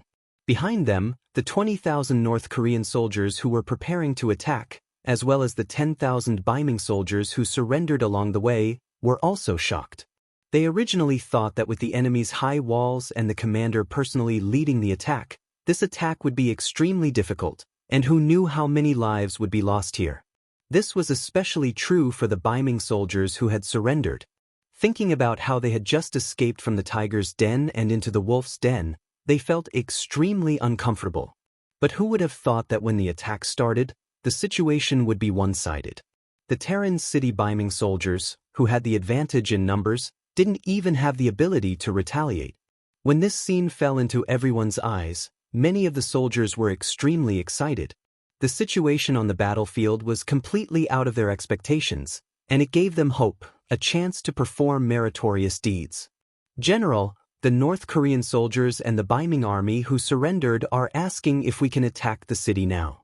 Ling Dechang was still smiling as he watched his soldiers flaunt their might when the messenger walked over and reported, "There's no rush, there's no rush." Ling Dechang waved his hand and laughed. "Tell them that it's not time for them to attack yet. Let's fight for a while longer and completely destroy their morale.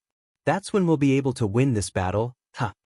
Ling Dechang was very familiar with his weapons, and he was even more familiar with the power of his weapons.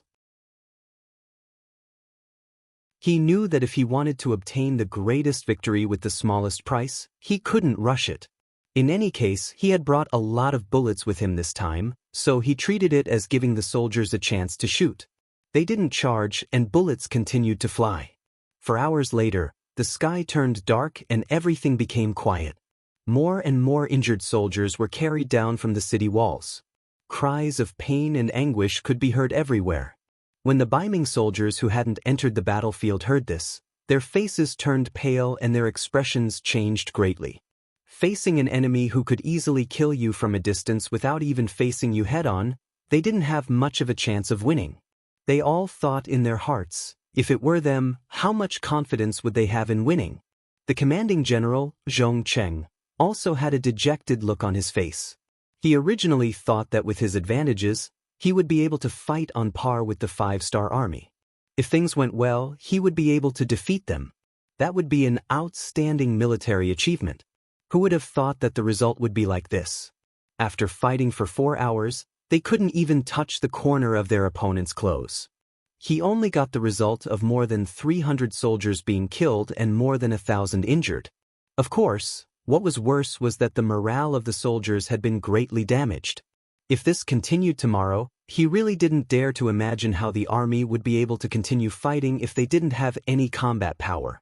General Zhong, the commander has ordered you to come to his residence to discuss military matters. One of Song Quan's soldiers came in front of Zhong Cheng. I understand. Zhong Cheng nodded expressionlessly. Lead the way. In fact, Zhong Cheng was prepared to go to Song Quan even without him coming to find him. There was no way to fight a war like this, and there was no way to win it. He wanted to resign from his position as the general of the city defense. The commander's residence was brightly lit at this moment. When Zhong Cheng arrived, he saw a busy scene. He saw many people walking in and out, and they were carrying all kinds of things in their hands. It felt like they were moving house. Zhong Cheng, who didn't understand what was going on, strode into the main hall and saw Song Quan and the commander. Yi Ligang, sitting there.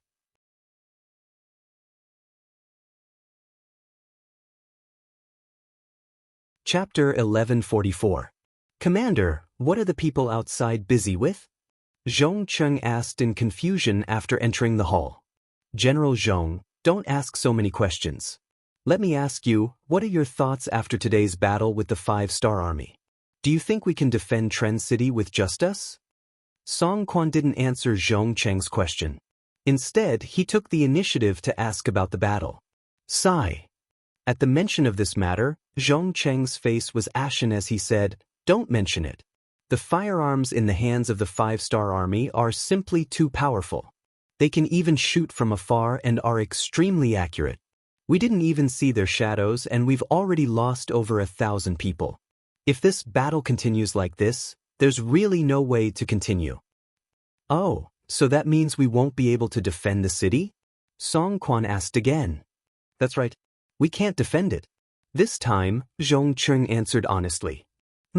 If that's the case, what does General Zhong think about breaking out of the encirclement?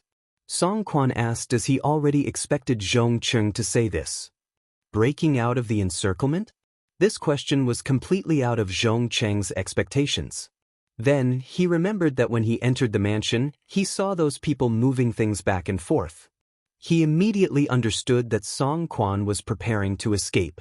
Seeing that Zhong Cheng seemed to be thinking about something, Song Quan looked at Yi Ligang on the other side.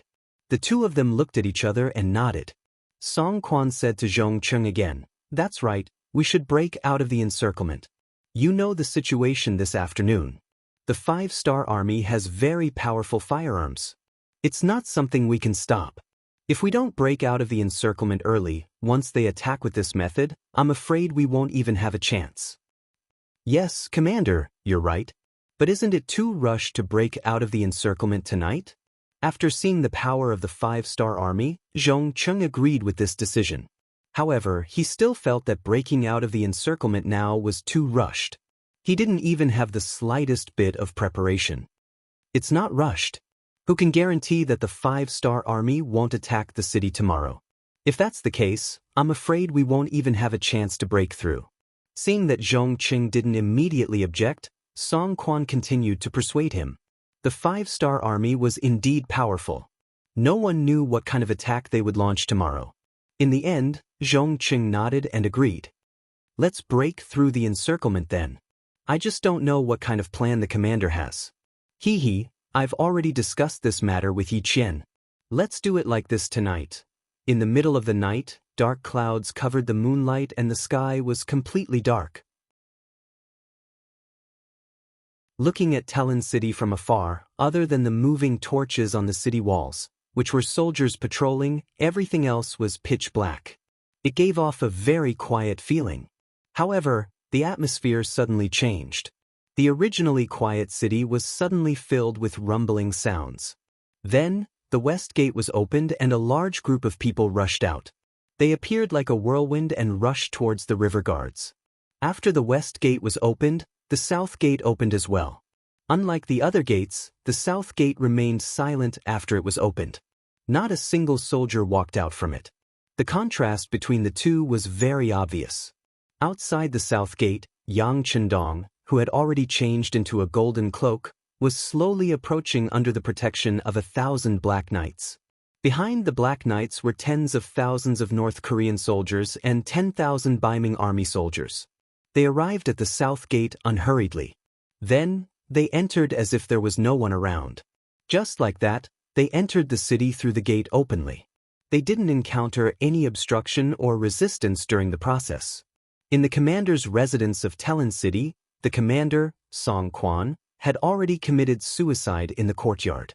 A white cloth was covering his body and a group of soldiers were kneeling on both sides of him. When Yang Chendong arrived, he saw this scene. "Greetings, Bugnam of Gojoseon."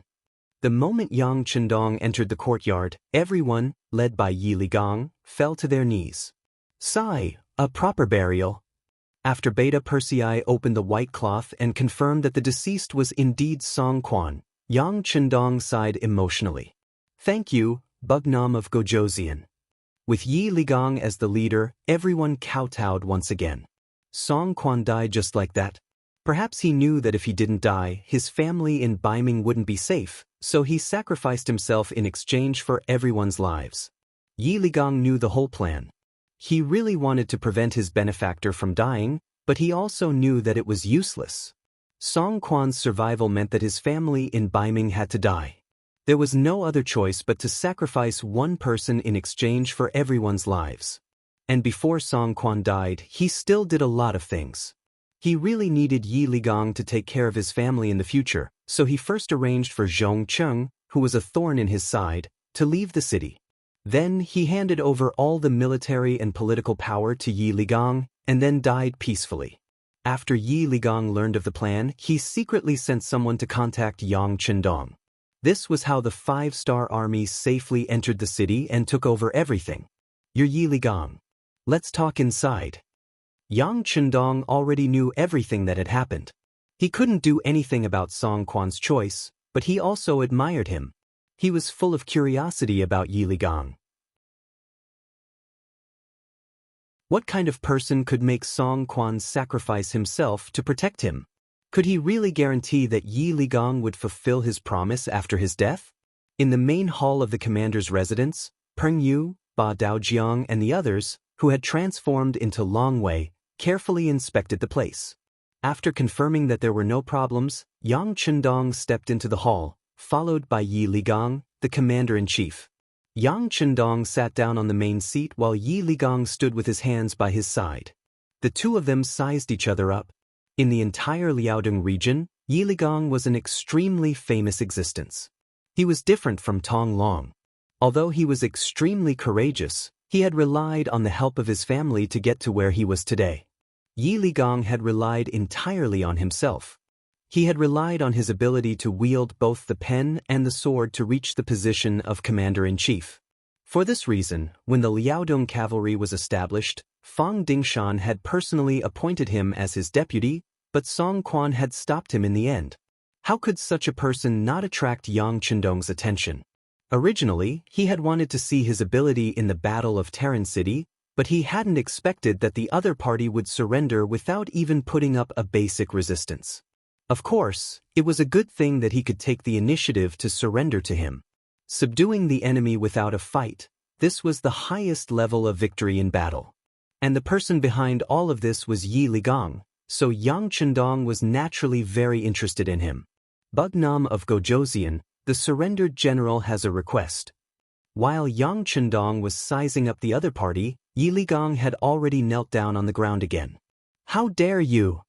Beta Persei shouted from the side. You're just a surrendered general, what right do you have to make a request? Yes, the surrendered general knows that he's not qualified, but I hope that Bugnam of Gojoseon will agree to this request. Thump, thump, thump. His forehead hit the ground 3 times in a row, and soon blood flowed from his forehead. It was obvious that he had used a lot of strength. Let's hear it. Yang Chendong stretched out his hand to stop Beta Persei's next action and looked at Yi Ligang, who was kneeling on the ground, with interest. Now that he had a chance to speak, Yi Ligang said, Bugnam of Gojoseon, Commander Song committed suicide to save the people of Terran City from the flames of war. If there's a chance one day, please clear his name. Thank you. When he sent a secret envoy to Yang Chendong to beg for surrender, he had said not to make things difficult for the people of Terran City. At that time, Yang Chendong had also agreed. However, he didn't say anything about clearing Song Quan's name. Now that Yi Ligang had suddenly brought it up, even Yang Chendong frowned slightly after hearing it. General Yi, why didn't you mention this when you sent people to beg for surrender? Reporting to Bugnam of Gojoseon, when Commander Song was still here, everything was led by him. There are some things that a surrendered general can't say clearly. The secret envoy in charge of the surrender was arranged by Song Quan. Of course, he wouldn't mention clearing his name after death. In fact, he didn't even think about such a thing.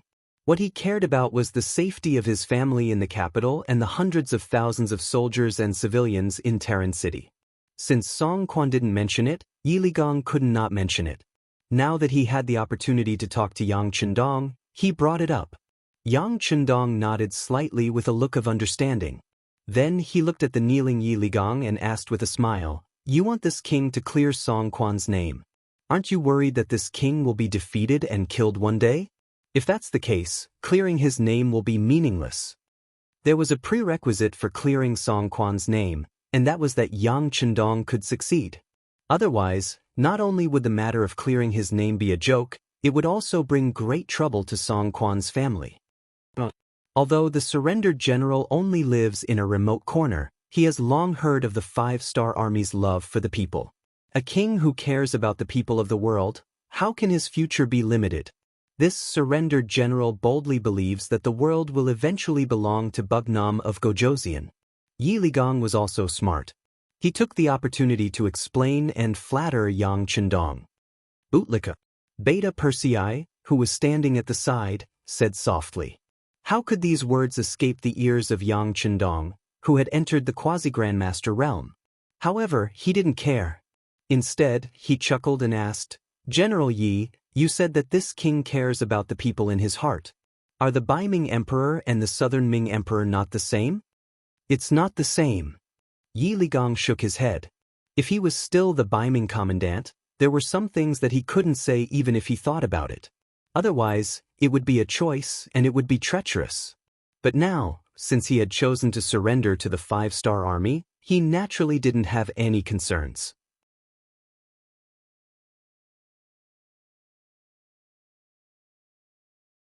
Chapter 1145.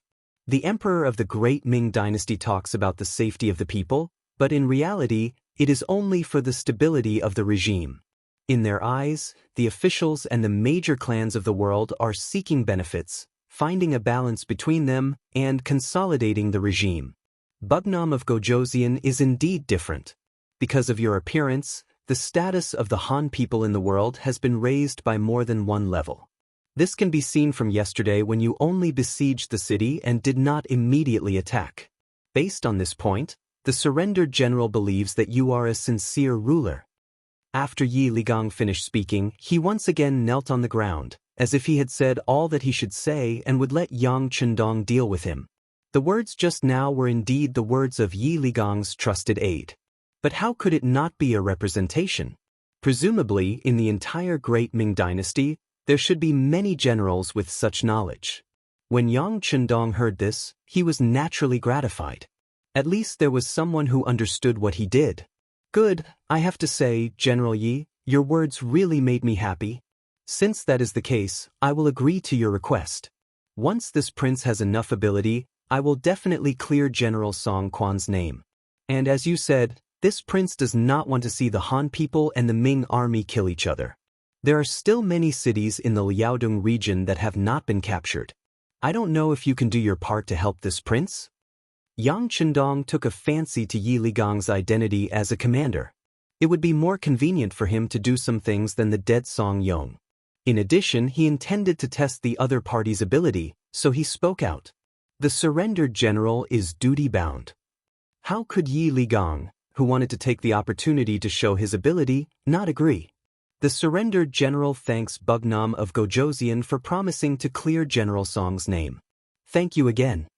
Thump, thump, thump, he kowtowed 3 more times, and blood overflowed from his forehead.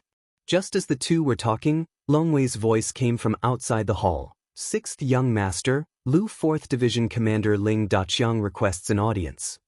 Let him in. Yang Chendong sat up straight with a smile on his face.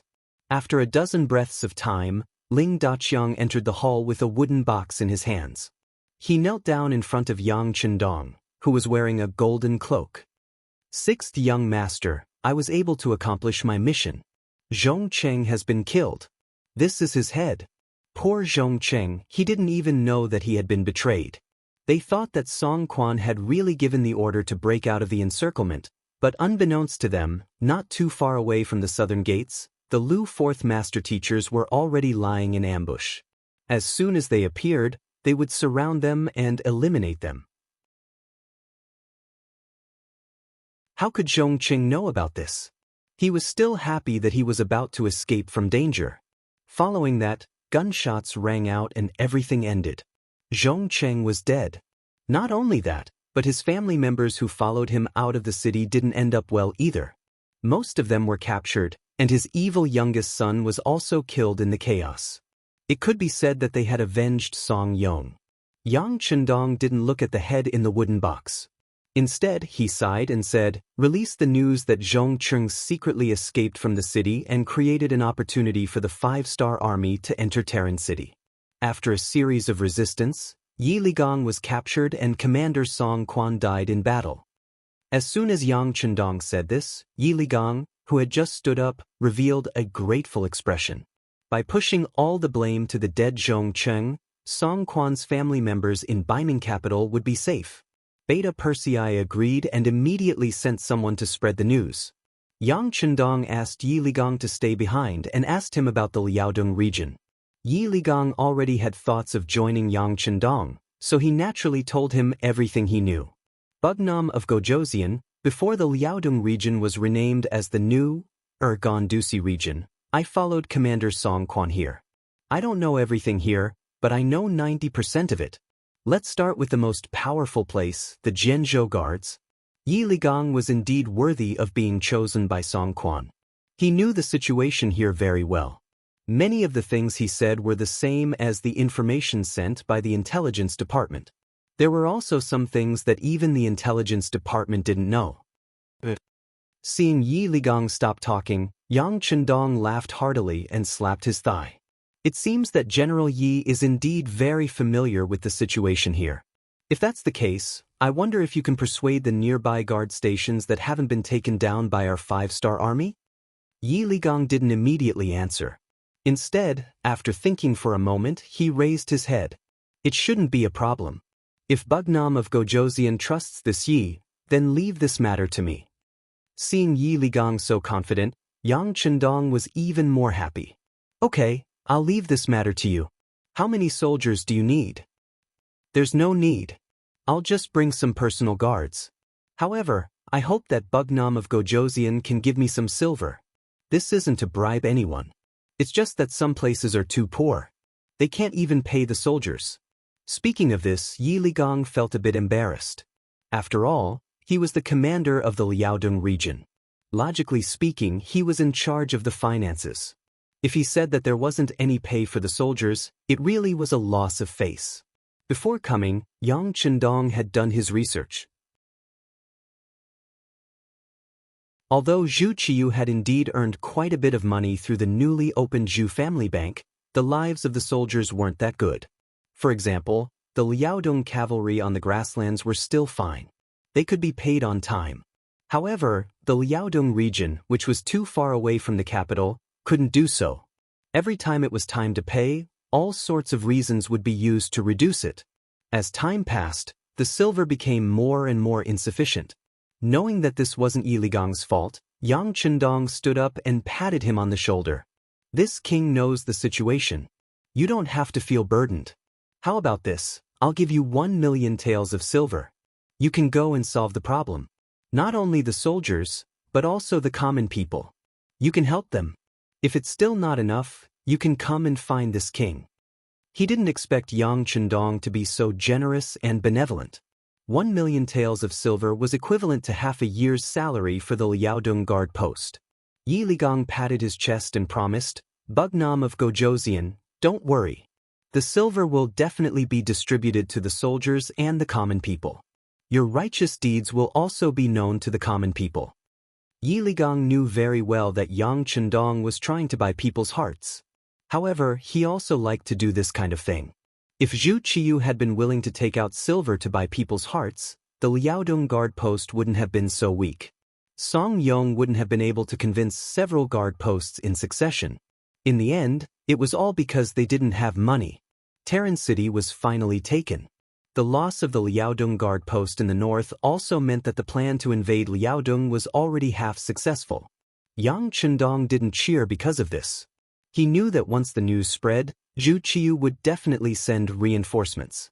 If he didn't defeat these people, he would tell the acting emperor that Liaodong was no longer under his control and make him give up. This was the most important thing. The new army was still madly sweeping through the Liaodong guard post. All the guard posts they wanted to attack either surrendered early on or were defeated in the first battle. Except for a few soldiers who had a certain amount of fighting power, most of the guard posts were under their control. With the world's first cavalry division acting as a huge mountain blocking the Cha River Guard's front line, it suppressed the northern Ming army from advancing north for a long time. It was only when the northern Ming sent out reinforcements, with General Li Tong at the head of 200,000 troops, that the Liaodong guards were greatly encouraged and saw hope. During this time, Yi Ligong completed the task given to him by Yang Chendong very well. He integrated the guard posts in the Terran city, which included more than 20,000 surrendered soldiers from Baiming. The 100,000 soldiers in the Gatling city and the 10,000 surrendered soldiers that Yang Chendong brought along made a total of 130,000 soldiers. Yang Chendong naturally wouldn't be polite with such a force. Then he made a shocking decision. He changed the name of the Liaodong Guard post to the 3 eastern provinces and used one of his students as the governor, a person named Lu Ji. Although Lu Ji was Yang Chendong's student, he was actually older than Yang Chendong. But in the spirit of learning without precedence, he was still convinced by Yang Chendong's knowledge, entered the Yang Family Academy, and became an excellent teacher. Because he was very good at management, he was promoted to the position of governor of the 3 eastern provinces. The position of general of the 3 eastern provinces was given to Yi Ligong. Not only that, he was allowed to have 100,000 soldiers, 30,000 of which could be cavalry. When the matter was announced, Yi Ligong, who didn't cry easily, failed to live up to expectations and shed tears. Then he secretly swore in his heart that a gentleman would die for his friend and follow Yang Chendong for the rest of his life. General Yi, I'll leave you with 1,000,000 taels of silver. In the future, you'll be paid on time every month. However, I'll leave the matters of the army to you. You must seize the opportunity to train. You must train a strong army so that General Song Quan can rest assured in the underworld. Yang Chendong said earnestly to Yi Ligong, Bugnam of Gojoseon, don't worry. We will train hard, but if you call, we will come. Yi Ligong solemnly promised. After solving the problem of the Liaodong Guard post, Yang Chendong brought the 4th Division, 20,000 North Korean soldiers, and 10,000 Baiming surrendered soldiers down south. In just 4 months, after leaving the Japanese Empire, Yang Chendong had taken over the Shuangqing Guards and the Saha River Guards as the front line. He was already halfway to his goal of taking over the Liaodong Guard post. However, Yang Chendong was very clear that although it seemed like he had taken over half of the territory, it was just a barren land. There weren't many Baiming army there either. The truly powerful ones were the remaining half, which was the Liaodong Guard post near the capital of Baiming.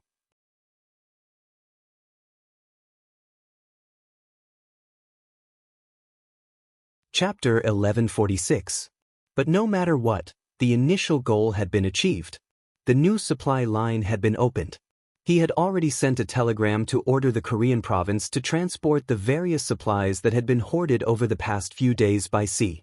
Once the supplies arrived at Shur City on the grasslands, it would be even more difficult for anyone to deal with them. When the news of the supply line being opened reached the northern Ming dynasty's court, Zhu Qiyu, the acting patriarch, was truly anxious. Destroying Yang Chendong's arrangements in the grasslands and even uprooting them was what he had been doing for the past year. If he failed to do so, not only would he have wasted more than a year, but it would also greatly affect the morale of the army. Zhu Qiyu definitely did not want to see such a thing happen. Although he was not fully prepared, he still sent an order to the Baiming commander Shi Heng on the grasslands front line. He ordered the Wala army's troops, Yes Hen, to go to Shur City. No matter what, they had to solve the problem before the 5-star army's supplies arrived. At the same time, Zhu Qiyu sent someone to quickly inform General Li Tong, who had already sent troops and was about to reach the Liaodong region. In the face of the 5-star army, they had to win and not lose, even if it was a draw. In short, they had to block the main force of the 5-star army in the Liaodong region so that they could not support Grassland City. The emperor gave orders one after another, and the situation in the Liaodong region became extremely tense. On the grasslands, the war was about to break out, and the situation was even more grim. With Su Yozhen's insider, The news about Zhu Qiu's plan to attack Shi City was quickly sent over via telegram. After the new army's commander, Tiger's Mane, and the mayor, Yu Mian, discussed, they immediately ordered the entire city to be under martial law and to strictly investigate the identity of the people who had recently arrived. As the person in charge of logistics, Yang Si led the soldiers to start planting mines to block the joint attack of the Baiming army and the Wala cavalry. Compared to the slow telegram, the Baiming commander Shi Heng, who had already occupied Tulu City, only received the news of the emperor's order to send troops on the fourth day. "What are you doing? We'll attack immediately. Our army hasn't been fully assembled yet, and our provisions haven't arrived yet." Shi Heng looked at the imperial edict in front of him with dissatisfaction. However, when he saw Zhu Qiu repeatedly say, "urgent," at the end of the imperial edict, he knew that there were some things that he could not decide. "Forget it. Send out the troops. Order the general at the vanguard to take 20,000 soldiers and leave first. We'll talk about it after we've created some momentum." Shi Heng only did this because he wanted to complete the decree. He wanted to create some momentum to complete his task. However, what he didn't expect was that not long after the vanguard army left Tala City, they were ambushed by a new army before they even reached the beginning city. In just over half a day, the vanguard army was defeated. More than 10,000 people were killed and captured. In the end, only about 50,000 people managed to escape. After being hit in the head, Shi Heng finally calmed down. He knew that in the face of such a powerful opponent like the five-star army, all kinds of accidents could happen if he was a little careless. Therefore, he suppressed the urge on the imperial edict and nervously contacted Yes Hen, asking him to send troops to cooperate. At the same time, he called back 70,000 Liaodong cavalry and made preparations to attack the beginning city. In the beginning city, the commander of the new army, Tiger's Mane, was cheering for the victory of the first battle. However, after learning about Shi Heng's preparations from the intelligence personnel, he didn't dare to be careless. While doing the strict defense of the city, he sent a telegram to Yang Chendong and reported in detail what had happened here. Yang Chendong, who was rushing to the Twin City Guard, didn't look happy at all after seeing the telegram. Instead, his eyebrows were knitted together again. "Young master, shouldn't Tiger's Mane be happy after winning the battle?" Beta Persei, who was following beside him, noticed the change in Yang Chendong and asked with some confusion. "Yes, you should be happy after winning the battle. It's just that this first battle has been won. I'm afraid that the next battle won't be so easy. With this lesson, do you think the Baiming army will still underestimate the enemy?" Yang Chendong nodded first, then looked at Beta Persei in a rhetorical manner. Beta Persei didn't know how to answer this question. He could only touch his head and chuckle. "It's okay, with Tiger's Mane there won't be any problems in the beginning city. I also believe in Tiger's Mane. There won't be any problems in the short term, but it's hard to say after a long time. So we have to speed up, we can't continue to wait. In this way, order the entire army to speed up." Yang Chendong nodded. Although Tiger's Mane had never complained, Yang Chendong could imagine that after not receiving any supplies for more than a year, even if there were some stocks before, there wouldn't be much left now. Under the order of Yang Chendong, the army once again sped up. Meanwhile, at this time, 200 li southwest of their destination, Twin Cities Guard, Northern Ming's 200,000 reinforcements had already arrived, moreover gathering together with Jian Province's left guard General Qinduo. Since Tong Long was captured with 3,000 cavalry, Qindula retreated into his shell like a tortoise and never came out again. Even if he could see the scattered five-star army's cavalry scouts nearby, he still turned a blind eye to them. It wasn't until he heard that the 200,000 reinforcements sent by the emperor had arrived that he hurriedly left the city and brought some provisions and military supplies out. Speaking of which, Qindula and Li Tong were old acquaintances. Although they weren't very close, they could still be considered old friends. When they met again, there was no need to be polite. Perhaps they also knew that they were now grasshoppers on the same rope, and they couldn't run away from each other. "General Chen, the situation isn't good. The five-star army is coming aggressively. I'm afraid it won't be easy to deal with them." After Li Tong greeted Chandula, he entered the temporary tent to discuss the situation in front of him. General Li is right, the 5-star army's combat power is strong and not easy to deal with. To be honest, not long ago, my commander knew that Tong Long wasn't convinced, so he rushed out with 3,000 cavalry and the result. Li Tong, who had been rushing, didn't know what happened to Tong Long, so he asked out of curiosity. Just as the words left his mouth, Li Tong thought of something. Looking at Chandula's serious and gloomy expression, he already knew the result, so he could only shake his head. I have to say, the Bugnam of Gojosian is really not easy to deal with. That's right, they have the world's strongest cavalry, and at the same time, they have the world's most powerful firearms. Most importantly, they seem to have endless wealth, and until now, it's difficult to restrict them with money. When Chandula said this, he could only helplessly shake his head. Anyone who had one of these was already very powerful, not to mention all three. With such an opponent, even if you had a lot of troops, you wouldn't be able to gain any advantages. After hearing this, Li Tong was silent for a while, then he raised his head and said, General Chen's words don't necessarily have to boost the morale of others and reduce our own morale. Chandula knew that Li Tong had seen the seriousness of the situation. The reason why he said this was because Li Tong was the main general, and he needed to boost his morale. That was why he said this. For this reason, he decided to give Li Tong some face and didn't expose him. Instead, he asked, General Li, how are you going to deal with the enemy? Are you going to use these 200,000 people to attack and take back everything that you've lost? No. Li Tong quickly shook his head. The opponent is a cavalry team, and in terms of speed, we are no match for them. It's better to defend. Besides, the Emperor's intention is very clear. He wants us to guard here and stop Bugnam of Gojosian from assisting the Grasslands beginning city. If we do this well, it will be a great achievement.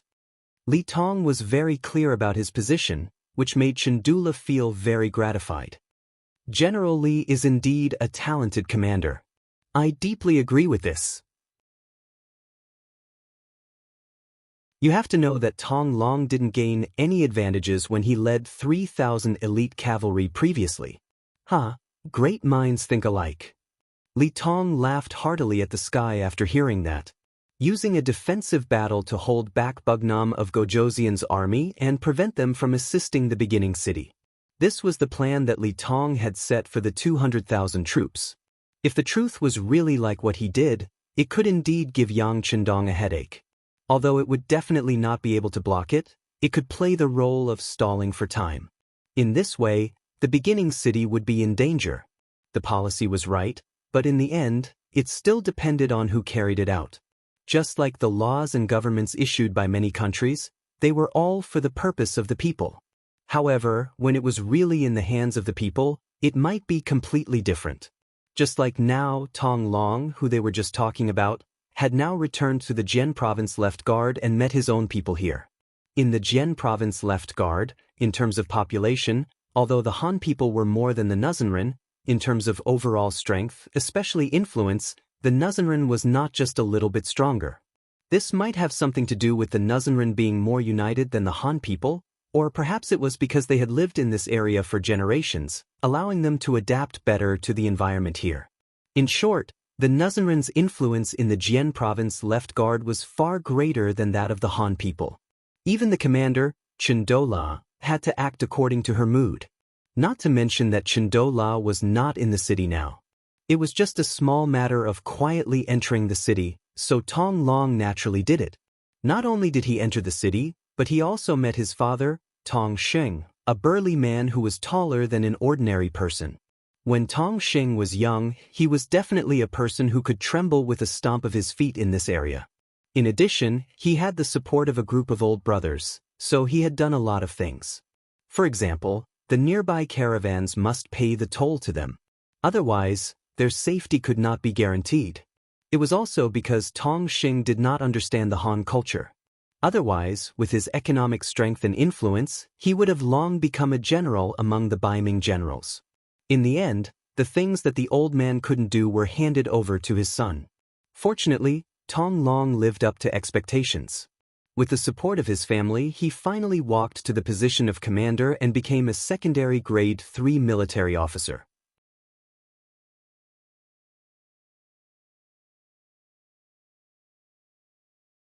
Chapter 1147. With Tong Long's good performance, Tong Xing was like a tiger that had grown wings. In the big city of the Jianzhou left guard, there was no one who dared to not give him face. However, all of this changed when Tong Long and his 3,000 elite cavalrymen suddenly disappeared. Tong Xing and Tong Long were father and son. One was a businessman while the other was an official. When one of them was missing, the problem naturally arose. The cake was only so big, and most of it was still controlled by the Tong family. Now that there was finally a chance to redistribute it, who would give up this opportunity? During this period of time, the Tong family had become the target of public criticism. They had become the target of everyone's attacks, both openly and secretly. Even Chandula, as the commander, had begun to take sides, as if he wanted to help another family rise in the city. The Tong clan's days became harder and harder, and they were getting worse day by day. At this moment, Tong Long suddenly appeared in front of his father, which made Tong Xing extremely excited. "My son, you're back? Ha, that's great. Let's see who dares to make things difficult for our Tong family this time." Tong Xing, who had always been expressionless, actually had such a reaction after seeing his son. Just from this point alone, one could see how much pressure he had been under during this period of time and how difficult his days had been. "Father, I'm unfilial. I've had a bad start." Tong Long knelt in front of Tong Xing and lowered his proud head. "Don't say that. Victory and defeat are common in war. It's good that you're back, it's good that you're back. How about this? You can immediately go to the yamen and restore your official position first."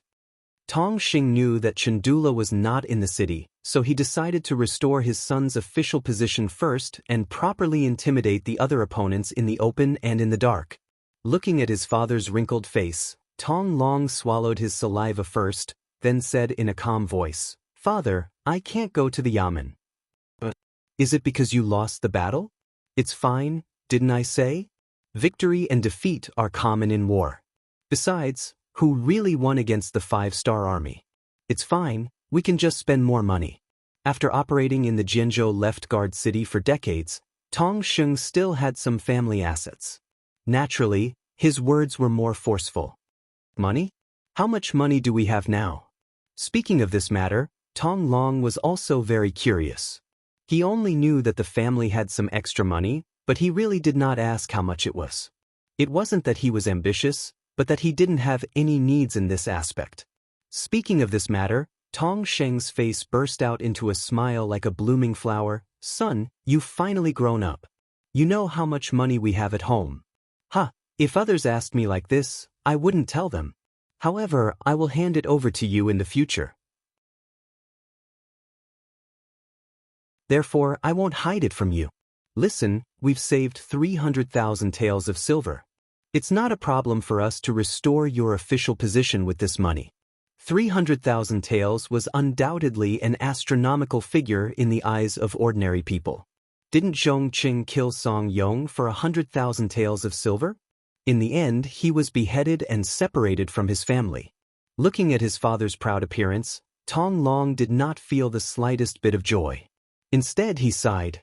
His father had worked hard for so many years, and after operating for so many years, he only managed to save 300,000 taels of silver. Yet he was already so happy. He didn't know if he should say that it was a kind of sorrow. In front of his father, Tong Long revealed a calm expression.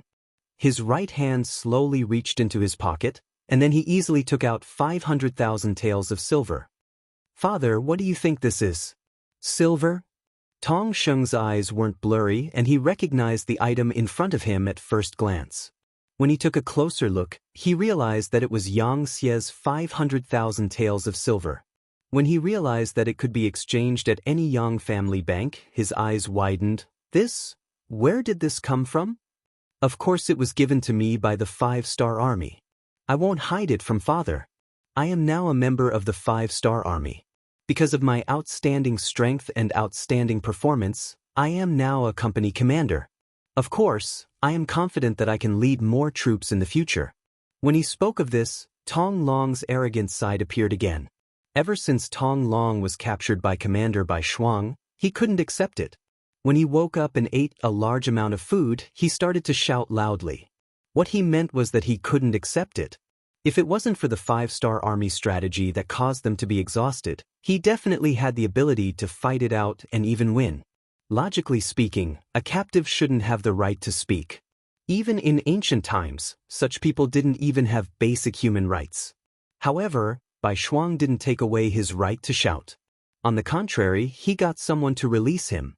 Not only him, the other 2,000-plus captives were also released. They were surrounded by 4 groups of 2,000 soldiers. The only difference was that one group had weapons and war horses while the other group had nothing. What are they doing? Are they trying to kill us? Since that's the case, we will fight it out with them. We don't have any weapons. Even if we bite with our teeth and tear with our hands, we can't just sit there and wait for death.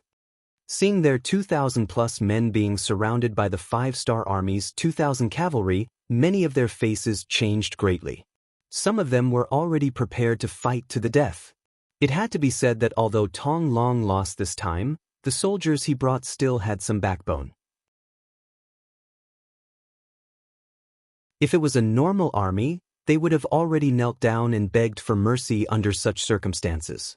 Naturally, there were also people who were calm in the crowd, such as Tong Long. He didn't believe that the other party would kill them. If that was the case, there would be no need for such a formation.